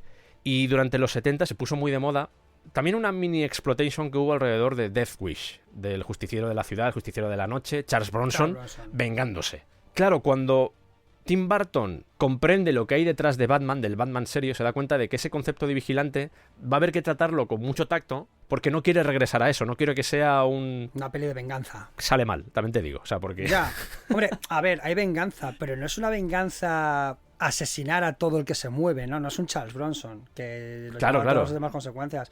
Aquí también está la idea de vigilante, pero también la idea de justiciero. Sí. Y digamos que en este caso encuentro una especie de equilibrio entre las dos, ¿no? No creo que la motivación de Batman sea el asesinato o matar, por lo menos en principio. Yo creo que la diferencia está entre matar al símbolo, que puede ser un poco lo que sucedía con Death Wish, que hay un momento donde Charles Bronson quiere matar al símbolo que representa todo lo que le ha pasado a su familia, y la diferencia de Batman es que en este caso quiere matar a la persona, quiere matar al Joker. Sí. Ese es uno de los elementos o una de las razones que incentivan que muchas veces Tim Burton tire de humor absurdo. Y de ese humor negro que tú decías antes, de por ejemplo hablar con un cadáver que está todavía humeante, de ciertos detalles que hay a lo largo de la película que son muy de comedia, muy relacionado también con el uso de la música. Una cosa que es muy de anticomedia, por decirlo de alguna manera, es el chiste anticlimático, el chiste en el momento menos adecuado. Que es continuo prácticamente. Sí. Entonces, es un poco su forma de contrarrestar esa visión para que no pareciera esto un señor que se pone una capa y se dedica a machacar a gente porque eso es un poco el tratamiento de Frank Miller. Es un poco el tratamiento de Frank Miller. Bueno, tenemos ese tratamiento, nunca mejor dicho, de Steve Englehart, que tiene el visto bueno por parte de Warner. Yo me imagino que Aslan dijo, este es el camino, esto está guay. Steve Englehart también tiene sus cositas por el camino, pero es un tío que al menos sabía lo que estaba... Y sabe escribir sobre Batman. Sí, sabía lo que tenía entre manos, que eso es importante, sobre todo con personajes con la profundidad de Batman. Pues sí. Los datos son exiguos, pero basándose en ese tratamiento, o al menos eso dice la teoría, aparece en escena Sam Hamm. Sam Hamm era un fan de los cómics, además se nota, y es a él al que le dicen, oye, escribe el guión de Batman a ver si puedes hacer algo decente. Sam Hamm además era un trabajador de la casa, era un guionista del estudio. Se reúne con el propio Burton, porque Burton, estamos hablando del año 86, todavía está metido en otros proyectos, todavía no ha hecho Beetlejuice, ya ha hecho Pee-wee, ya tiene el interés, pero en este momento comienzan ya las reuniones con Tim Burton, reuniones simplemente para ver si la dirección de la historia era la correcta. Esto es importante y creo que, más allá de que Tim Burton no participara en la escritura del guión en sí, creo que es bueno que al menos el guionista y el director, si puede ser, que hay veces que no puede ser, tengan cierto contacto, porque muchas veces puede crearse una especie de simbiosis entre lo que tú muestras en el guión y el apartado visual, porque a veces se nos olvida, pero el cine es narración visual. Hay muchos directores que se basan mucho en el guión y lo que dicen los personajes, pero a veces, simplemente a través de las imágenes, para esto. Siempre pongo el ejemplo de John Ford, siempre pongo el ejemplo de Hitchcock, siempre pongo el ejemplo de todos los directores que nacieron en el mudo. Puedes dar más información simplemente con la forma en la que se miran los personajes. Así que es positivo que en este momento al menos tuvieran cierta conexión. Y también es muy positivo, sobre todo porque había que entender la psicología del personaje, que Sam Hamm, alguien que no voy a decir que era Engelhardt, pero al menos sí había leído cómics, cosa que hasta ese momento no había pasado. No había mucha gente que se hubiese leído uno. Y después tampoco iba a pasar Ya. mucho. Bueno. Al menos que alguien tuviera el conocimiento ya no solo de lo que es el personaje, sino de lo que rodea al personaje, de esos villanos, de la psicología y seguramente de todos los traumas y todas las aventuras por las que ha atravesado ese Bruce Wayne o ese Batman, fueron algo positivo para lo que luego podemos ver en la película, más allá de que, como siempre, sufriera reescrituras. No, y además que Hamm, que entendemos todos que ya venía un poco presentado así la estructura de guión, no cae en el truco de hacer una historia de orígenes. No hay una historia de orígenes. Se habla del origen del personaje a través de un flashback, un truco súper inteligente para darnos el contexto del personaje, pero no se centra en por qué Batman es Batman. No, el personaje ya es adulto, ya está formado y ya está en acción. No es un camino del héroe en ese sentido. Y de esa forma creas un misterio porque no sabes cómo ha llegado ahí. Eso Dices, es. ¿qué ha sucedido en la vida de este señor para que de repente haya decidido vestirse de esa forma y salir a las calles a perseguir a los maleantes? En ese sentido recorremos un poco Vicky Vale, digamos que es la conexión entre el espectador y lo que ocurre en pantalla, porque nosotros estamos haciendo el camino con Vicky Vale. Ella va descubriendo poco a poco pistas que nos llevan a la resolución del misterio, ¿no? Este tío está zombado, en fin, y además descubro que tiene una identidad secreta. Entonces, esa conexión, tener un personaje que sirve precisamente para hacer ese nexo, también es bastante inteligente. Que es Sam Hamm el que cambia a Silver St. Claude por Vicky Vamos, Vale. la cambia el nombre. Sí. ¿Por qué Silver St. Claude? Y que haga fotos. Claro, exactamente. Es periodista, me parece muy bien.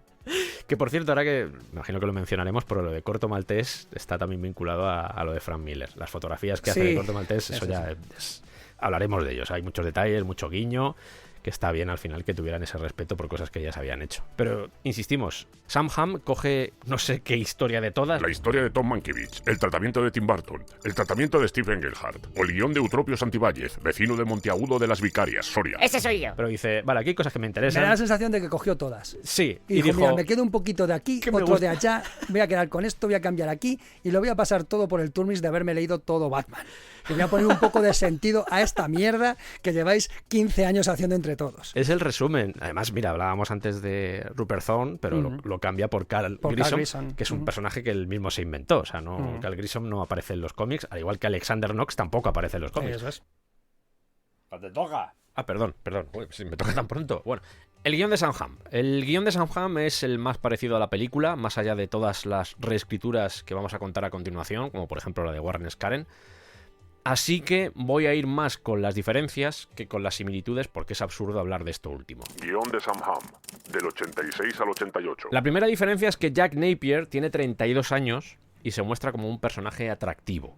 Y Jack Nicholson puede ser todo el atractivo que quieras, pero no era un señor de 32 años precisamente. En este guión, Alexander Knox había trabajado previamente con Vicky Vale. Es más, Knox estaba enamorado de Vicky Vale, y eso va a marcar sus pasos a lo largo de la historia, sobre todo por los celos que va a profesar hacia Bruce Wayne. Él va a ser el que va a realizar la investigación para desentrañar quién se oculta detrás de la máscara de Batman. Va a ir a casa de Bruce Wayne y le va a decir, tú eres Batman, yo lo sé, tú lo sabes, y si no dejas a Vicky Vale, se lo voy a revelar a todo el mundo. Por ejemplo, en la película, precisamente el Joker se enamora de una forma muy tóxica de Vicky Vale. La ve en fotos y dice, uy, mujer más guapa. Pero en el guión no era así. Lo que quería realmente de Vicky Vale era que documentase su régimen de terror, vamos a llamarlo así. Había visto las fotografías que había realizado Vicky en Corto Maltés y lo que pretendía es que sacase fotos de ese nuevo mundo de destrucción, de desfigurar seres humanos, de ese concepto artístico que le explica precisamente en el museo. Vicky Vale, en este caso, al menos en la versión de Sam Hamm, se la ve trabajando. ¿Recordáis que se habla de que ha habido una serie de modelos que han muerto intoxicadas por el maquillaje que usaron? Bueno, pues Vicky es la que está haciendo esa sesión de fotografías. En la peli no es así. Esa intoxicación en el guión es mucho mayor de lo que se cuenta en la película. Solo el primer día hay 72 personas muertas y después 786. Es decir, el régimen de terror es mucho mayor. Y hablando de la relación de Vicky y de Bruce, en la película la primera cita es un poco como en La Bella y la Bestia, con esa mesa enorme, recordáis, luego entra Alfred y le cuenta cosas de su infancia. En el guión, primero la llevaba a su yate, después a la ópera, después a la mansión, Running with Chanklets in the Beach. Y es en la mansión, mientras Bruce Wayne se está duchando, cuando Vicky se da cuenta de que tiene toda la espalda llena de marcas y de cicatrices. Y dice, qué raro. Hay una línea de guión que me gustó mucho, que es cuando Jack Napier, transformado ya en Joker, va a ver a Grissom, a Carl Grissom, tras su traición, y Grissom le dice, borra esa estúpida sonrisa de la cara. Y Joker le contesta, esa es la mejor parte, no puedo. Y después es cuando lo mata. Hay una serie de detalles y perdonad que vaya un poco saltando de un punto a otro, pero es por no redundar tampoco. A Batman le quitan la máscara varias veces. La primera cuando unos maleantes lo encuentran medio inconsciente, que también pasa en la película, aunque no terminan de quitársela. En el guión sí, y dicen... ¿Quién es este tío? ¿No es el señor del Soria? No, yo no soy. Y el Joker también le quita la máscara hacia el final de la película. Seguramente te estés preguntando, oye, ¿y aquí vuelve a salir el circo? ¿Había duda acaso? Sí, sale el circo. Aunque luego en la película lo quitaron, pero en el guión estaba. Morían los padres de Dick una vez más, lo cual me conecta con la muerte de los padres de Bruce Wayne, porque también aparece el famoso flashback. Pero Sam Hamm utiliza un recurso muy atractivo, porque no es Bruce el que tiene ese flashback, sino que es a través de una fotografía que ve Vicky Vale. ¿Recordáis esa famosa fotografía que aparece también en la película de Gordon consolando a Bruce? Bueno, pues es Vicky Vale la que viaja a la escena del crimen y se ve a sí misma haciendo las fotos. La parte del desfile es muy parecida, solo que Alexander Knox muere en ella, además muere como un héroe, creando la Batseñal. Sí, es Alexander Knox el que crea la Batseñal.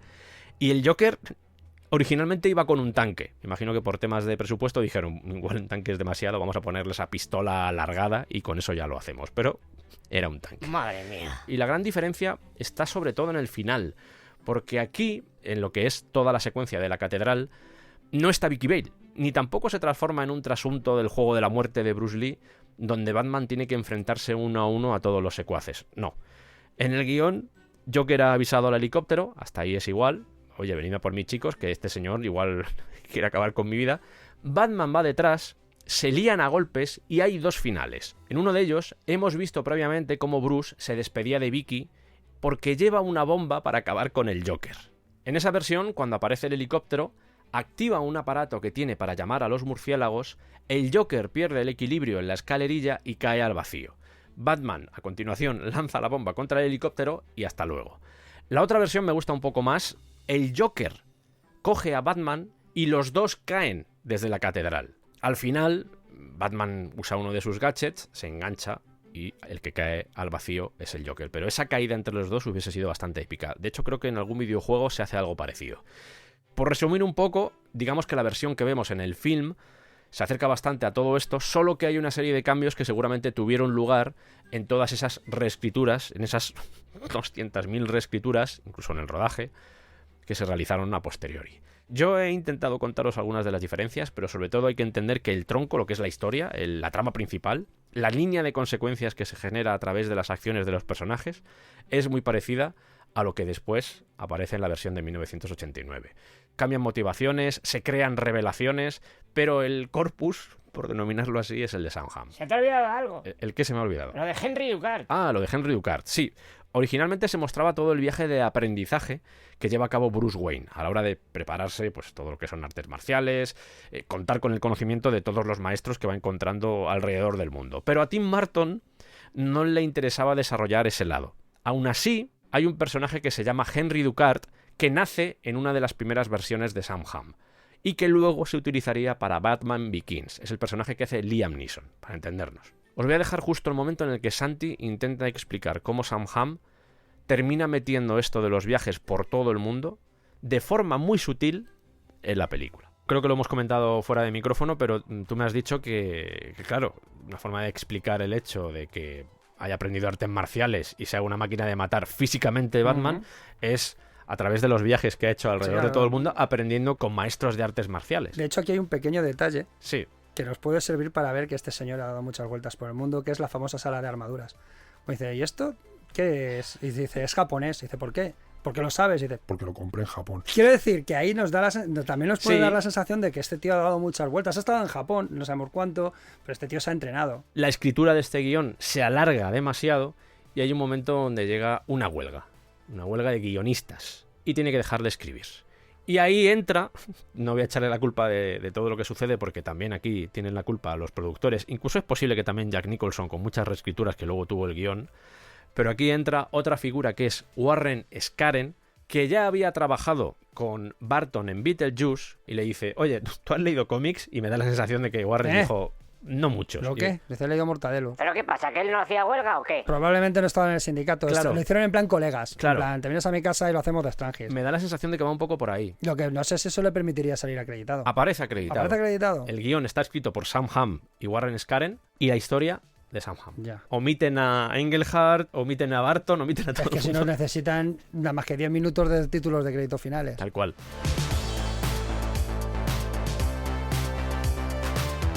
Por si eso no fuera poco, Perdona que me ría. por si eso no fuera poco, la aparición de Warren Scaren, que como digo ya había trabajado en Beetlejuice, entra un nuevo protagonista que es Charles McKeown, que no está acreditado, pero reescribe elementos del guión. ¿Y quién era este señor? Pues venía a escribir Brasil, Vale, de Terry Brasil, Gilliam, de Brasil, 1985. Guay, bien, buen referente, pero ¿qué pasa? Que un día fue a tomar café allí y dijo, hostia, pues esto lo reescribo yo en un momento. Cuando Warren Scaren no estaba disponible, Llamaban a este. o igual se puso también de huelga, dijeron, ¿y ahora quién? Vosotros, el más Esquirol todavía. Madre mía. Esquirolest. Está Esquiroler Y Esquiroler y Esquirolest. Esquirolest. Charles McKeown es uno de los guionistas que utilizaron en las reescrituras realizadas en Gran Bretaña. El otro sería Jonathan James. El cómputo global de guionistas utilizado para esta película es de 9. Os voy anunciando que en el mismo rodaje de la película se estaba reescribiendo el guión. De hecho, se escribieron secuencias especialmente durante el rodaje de la película, así que Menos mal que salió bien. menos mal. Menos mal. Billetes, Hombre. billetes. Ah, ustedes son los de antes, los que van a Gotham. Sí. ¿Están seguros de ir a Gotham? Sí. Bueno. Ahora que caigo, ¿usted no es el maleante que ha entrado antes pegando tiros? No. Yo creo que sí, ¿eh? Sí, pero no se lo diga a nadie, es mi identidad secreta. Ah, la mía es el hombre plátano. En este momento, en estas reescrituras, esto es algo que siempre ha defendido Sam Hamm cuando le han preguntado, oye, ¿esto? ¿Que a ti te gustan los cómics? Yo no tuve nada que ver en eso. Uno mi culpa. ¿De qué hablamos? De que el Joker, por ejemplo, sea el asesino de los padres de Bruce Wayne, que eso no está en los cómics ni mucho menos. Además, mucha gente a día de hoy sigue pensando que el Joker es el asesino de los padres de Bruce Wayne, pero lo introducen aquí para darle coherencia a todo lo que es el, no sé si llamarlo clímax o todo el tercer acto de lo que es la película, que yo precisamente es donde empiezo a ver Sí, donde todo se va... las costuras ya empiezan a saltar y dices tú, costuras, es que no hay, o sea, esto es la anarquía, en plan como, venga, siguiente escena más loca que la anterior. dices, madre mía, pero esta escalada de esto es una cosa. Sucede más o menos por ahí. Y el propio Sam Hamm dice, yo jamás habría hecho eso, no tiene sentido. Pero hay más cosas. Hay un momento, Alfred deja pasar a Vicky en la Batcueva, como diciendo, pasa, Ahí pasa, ya pasa". había descubierto que Bruce Wayne es Batman. Pero bueno, vaya. Pero que de sí. ahí a dejarle entrar el En Sancta el Sancta Sanctorum. Sanctorum, efectivamente. Y vamos a decir la misma Sí, palabra, lo, íbamos a Santi. decir, lo hemos dicho al mismo tiempo y no estaba preparado. Estas cosas me gustan mucho, Santi. Pero es eso, dices, va, la zona más privada, más oculta, más secreta. Y claro, Sam Hamm dice, si Alfred deja pasar a Vicky Vale a la Batcueva, al día siguiente está despedido. También te voy a decir una cosa, tú te coges los cómics y la Batcueva, el mercadillo de los martes, ¿eh? Pues ahí entra y sale... Es verdad Madre mía. que hay veces que dices, joder, pero... Cueva secreta. Igual no es tan secreta, Batman, igual no está... Sí. Que entre la gente la que trae, la gente que se te cuela, pones un colchón, pones un sovier. Y leche con galletas, no te jodes. Lo que queremos decir con esto es que, más allá de que toda esta historia se basara en ese Strange Apparitions, hay muchas manos y se nota en la película. De hecho, una de las pocas cosas criticables, bajo mi punto de vista, de este film es precisamente eso. Que hay cierta falta de coherencia, ¿no? El guión, la falta de coherencia del guión, sobre todo a partir de cierto punto. Yo entiendo que cuando lo vimos, cuando éramos chavales, nos flipaba todo. No me fijaba en estas cosas, pero ya cuando evolucionas, has leído más cómics, has visto más cine, te das cuenta de a veces los cambios de tono a la hora de contar una historia. Y lo hemos comentado ya tú y yo. El momento en el que va a casa de Vicky Vale a decirle, oye, mira, es que soy Batman, todo lo que sucede a partir de ahí es lo que decíamos, una escalada de locura que parece de repente otra película. Voy a decir la realidad de lo que ha ocurrido, ¿vale, Sergio? Vale. Es que mientras comíamos nos hemos puesto la peli para ver precisamente eso que estábamos hablando, en plan, ¿en qué momento exacto esto se va a la mierda? Y hemos encontrado el minuto exacto en el que ocurre. Te he puesto hasta el plano. Sí, o sea, todo ese momento en el que decimos, ya está, boom, fuera, se acabó. Porque de verdad, es que todo ese tono calmado, más o menos detectivesco, Sí. Que lleva el tratamiento de la película hasta ese momento, es muy remarcable.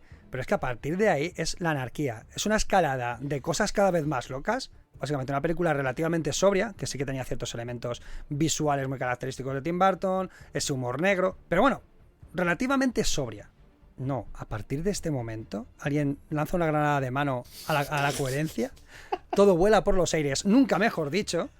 O sea, es que es muy increíble, es muy increíble. Ojalá encontremos un momento para ver, aunque sea solo esta escena con vosotros, una vez acabemos este programa, un día que podamos ver esos 5 o 6 minutos de decir, mirad, así se va una película a la mierda. Es que es genial. Otra cosa es que nos guste, Que sí, que sí. nos apasione y sea importante para nosotros, pero desde un punto de vista ya de analizar el guión... Y realmente luego lo que estábamos hablando, las cosas no acaban tan mal como podrían haber acabado. No, ni mucho menos. Al final parece que hay una especie de confluencia de cosas extrañas. Encaja todo Exactamente. misteriosamente. O sea, esto que hay, tú tienes un círculo en la mano y la pieza que hay para poner es un triángulo. Bueno, pues le pegas un martillazo y cabe. Pero lo que evidencia eso es que había demasiadas manos tocando claro. ese guión, porque ya no son solo los guionistas, que al final, en muchos casos los guionistas son unos mandados, simplemente hacen lo que pues, el director le pide. Escribe una escena que dé explicación a esto y dice, bueno, pues te la escribo, venga, en mi trabajo, yo te lo hago si quieres. A veces parten de su idea, pero otras veces tienen que adaptarla de los demás. Pero es que no solo eran los guionistas, sino que también seguramente Tim Burton estaba metiendo mano, y lo peor de todo, los productores. Yo deduzco que Jack Nicholson también metió mano, porque cuando entramos ya en actores que tienen mucho ego, pues es muy habitual que digan, esto yo no lo voy a decir. Mi personaje jamás diría esto porque... Lo veremos en la siguiente entrega, pero Jack Nicholson sí conocía los personajes, sí conocía los cómics y sabía lo que tenía entre manos, a pesar de que luego hiciera su Joker, a pesar de eso. Pero él sí sabía lo que tenía entre manos y podía hacer correcciones del tipo, no tiene sentido que yo diga esto. Cuando tienes tantas manos, ya no solo en el guión, sino en general en una producción, pero cuando tienes tantas manos alrededor de tu historia, hostia, es muy difícil que salga bien algo, ¿eh? Es muy difícil, porque hay tantos puntos de vista, tantos tonos, y el tono es muy importante a la hora de elaborar un film. Que tenga cierta coherencia interna, como decía Santi. Me estás contando una historia bastante bien, bajo mi punto de vista, y de repente dices, bueno, yo creo que ya está. Vamos a lo que la gente quiere. ¡Boom! Let's get nuts. ¿Qué es lo que dice Michael Keaton? En el momento en el que todo se va a la mierda, ¿verdad? En el momento en el que todo se va a la mierda. loco, volvámonos locos. Exactamente. Sí. Pues ahí, justo en ese momento, es cuando todo hace ¡boom! ¡bumba! También tenemos que darnos cuenta que el que revisaba los guiones a estas alturas probablemente le sangraban los ojos. Hostia, tú imagínate. Y estaba al punto de colgarse del primer pino del parque más cercano. Basta ya, estaba Claro, en plan, diciendo, no puedo más. Ya está. Llevo 8 años... 8 años leyendo tratamientos, guiones, reescrituras de Batman. Basta. Tengo el I hate my fucking job tatuado en la frente. Bueno, más allá de todo esto, de esta complejidad que puede tener el guión, por fin, en 1988, en abril de 1988, el proyecto recibe luz verde. ¡Silencio, se rueda! Y ahí ya es cuando empieza todo lo que os vamos a contar en siguientes entregas, con la elección del casting. Remarcamos la idea de que durante el rodaje hubo cambios. Sí, va a haber continuamente cambios. Y yo creo que Tim Burton no le dio una pechusque de milagro. Tiene momentos del rodaje que no se acuerda de lo que estaba haciendo. De puro estrés. Entre otras cosas porque era mucho presupuesto para él. Mucha responsabilidad. Actores muy conocidos. O sea, era una mezcla, una confluencia de factores. Habían construido una puñetera ciudad prácticamente para que hiciera su película. Entonces, era tanta presión, tanta responsabilidad del propio estudio, de trabajar con esa gente, de todo lo que se había hecho, presupuesto, y de los fans de los cómics, que aquí van a ser muy importantes también diciendo ¿qué vais a hacer? Esto va a ser una mierda, mandando cartas. Mandando cartas, tío. Esto no va a molar, habéis pillado a Michael Keaton, vaya basura, es que no sabe dirigir, este tío viene a hacer Beetlejuice, ¿cómo va a dirigir Batman? No tiene ni puta idea, no ha leído nunca un cómic. Bueno, pues todo eso, ¿sabes? El Twitter de la época, El pues... Twitter X. Y el pobrecito sobrevivió, pero, ostras, claro, cuando le dicen, haz la segunda, digo, espérate... Me echo un cigar y hablamos. Ahora voy. Porque fue mucha tensión, y lo hablaremos durante lo que es la producción y el rodaje, pero eran muchas decisiones y muchos cambios in situ. por parte del estudio de decir esto sí, esto no, esto quitadlo, esto alargadlo. Ostras, sentir eso en tus espaldas con solo 2 películas previas es duro, ¿eh? Además con 30 años, que no tampoco es que tuviera una edad, no había dirigido, tampoco había trabajado de ayudante de dirección, que ahí ya ganas cierta experiencia, cierta confianza a la hora de tomar decisiones. Este señor fue como, oh, eres rentable, haznos esta película. Y fue como, hostias. Por suerte, como decimos, todo salió bien. Una cosa buena que va a hacer la película de Barton es que va a ser un puente entre la serie del 66, porque tiene elementos de la serie del 66, en humor, en estética. Sirve de puente entre ese mundo creado en 1966 y todo lo que se había aportado desde el mundo del cómic. Esa seriedad, esa oscuridad y en el fondo ese germen que había construido el personaje desde sus primeros números, lo que había hecho Bill Finger y Bob Kane. Y es muy inteligente por parte de Barton porque hay un momento donde él tiene que pensar por dónde va a llevar esto. Por el rollo 66... ¿A quién quiero cabrear y cuánto? Claro, es que lo dice tal cual. Dice, Claro, yo sabía que tomara la decisión que tomara iba a cabrear a alguien. Y la gran dificultad que tenía era intentar hallar ese punto de confluencia entre ambas cosas para que una persona a la que le gustara la serie del 66 dijera, bueno, a mí me gusta. Y, al mismo tiempo, todos aquellos que querían un Batman serio, un Batman que habían visto ya y que había llamado su atención a través de las historias de Frank Miller o de Alan Moore, dijeran, ostras, pues aquí hay elementos, hay esa oscuridad, esos silencios que digo, ese personaje acechante de las sombras, con mucho vapor, en mitad de la noche, con la luna llena, de repente apareció alguien, eso que apareciera en esa película. Y yo creo que al final lo consiguió, con sus cosas, pero lo consiguió. Y aún así se cabreó gente de todas formas. Ya, siempre se va a cabrear gente porque la gente... Mucha gente. La gente trabaja de eso. Queridos viajeros, en 5 minutos llegamos al destino. Santi, no vamos a hacer hoy cierre ni vamos a alargarnos mucho. Te agradezco un montón que me hayas estado acompañando durante este viaje en tren. Ahora nos queda por descubrir algunos elementos en Gotham City. Seguramente nos iremos Al mercado, al ayuntamiento al Carrefour y al callejón que sale en la película de Batman 7 veces. Siempre es el mismo callejón rodado desde diferentes puntos de vista. Ese callejón de Gotham, hay un cartel que pone no entres aquí porque pasa todo. Ahorrar costes, amigos. Pues vamos a ir a ese callejón y vamos a descubrir un poco la esencia que se esconde detrás de Gotham. En la siguiente entrega os hablaremos sobre todo del casting y de los personajes, porque ya que hemos hablado de la creación de Batman, es positivo que también os contemos ya no solo lo que aparece en pantalla y la interpretación que hacen los guionistas de esos personajes, sino también cómo nacieron y cuál es la idea con la que se crearon. Vais a ver que en algunos casos se evolucionó bastante, en otros casos ni siquiera existían, y creo que va a ser un camino bastante curioso. Seguramente cuando hablemos de Kim Basinger lo único que voy a hacer es suspirar. Me parece bien y podemos hacerlo así, va a ser muy cómico. Sí, pero es que no creo que me dé para más. Está muy guapa en esta película. Yo creo que todos nos enamoramos de Kim Basinger. Por lo menos yo recuerdo tener el álbum de cromos y recuerdo aquellas fotografías en las que aparecía Kim Basinger que decía yo, qué mujer más guapa. Y fíjate que éramos muy jovencicos, pero ya la belleza... Apuntábamos maneras. La belleza no entiende de edad. Muchas gracias, Santi. Nos vemos en la siguiente entrega. Tú ya sabes que solo tienes que encender la antiseñal y aparezco. A tu lado. Ahí. Gracias a todos.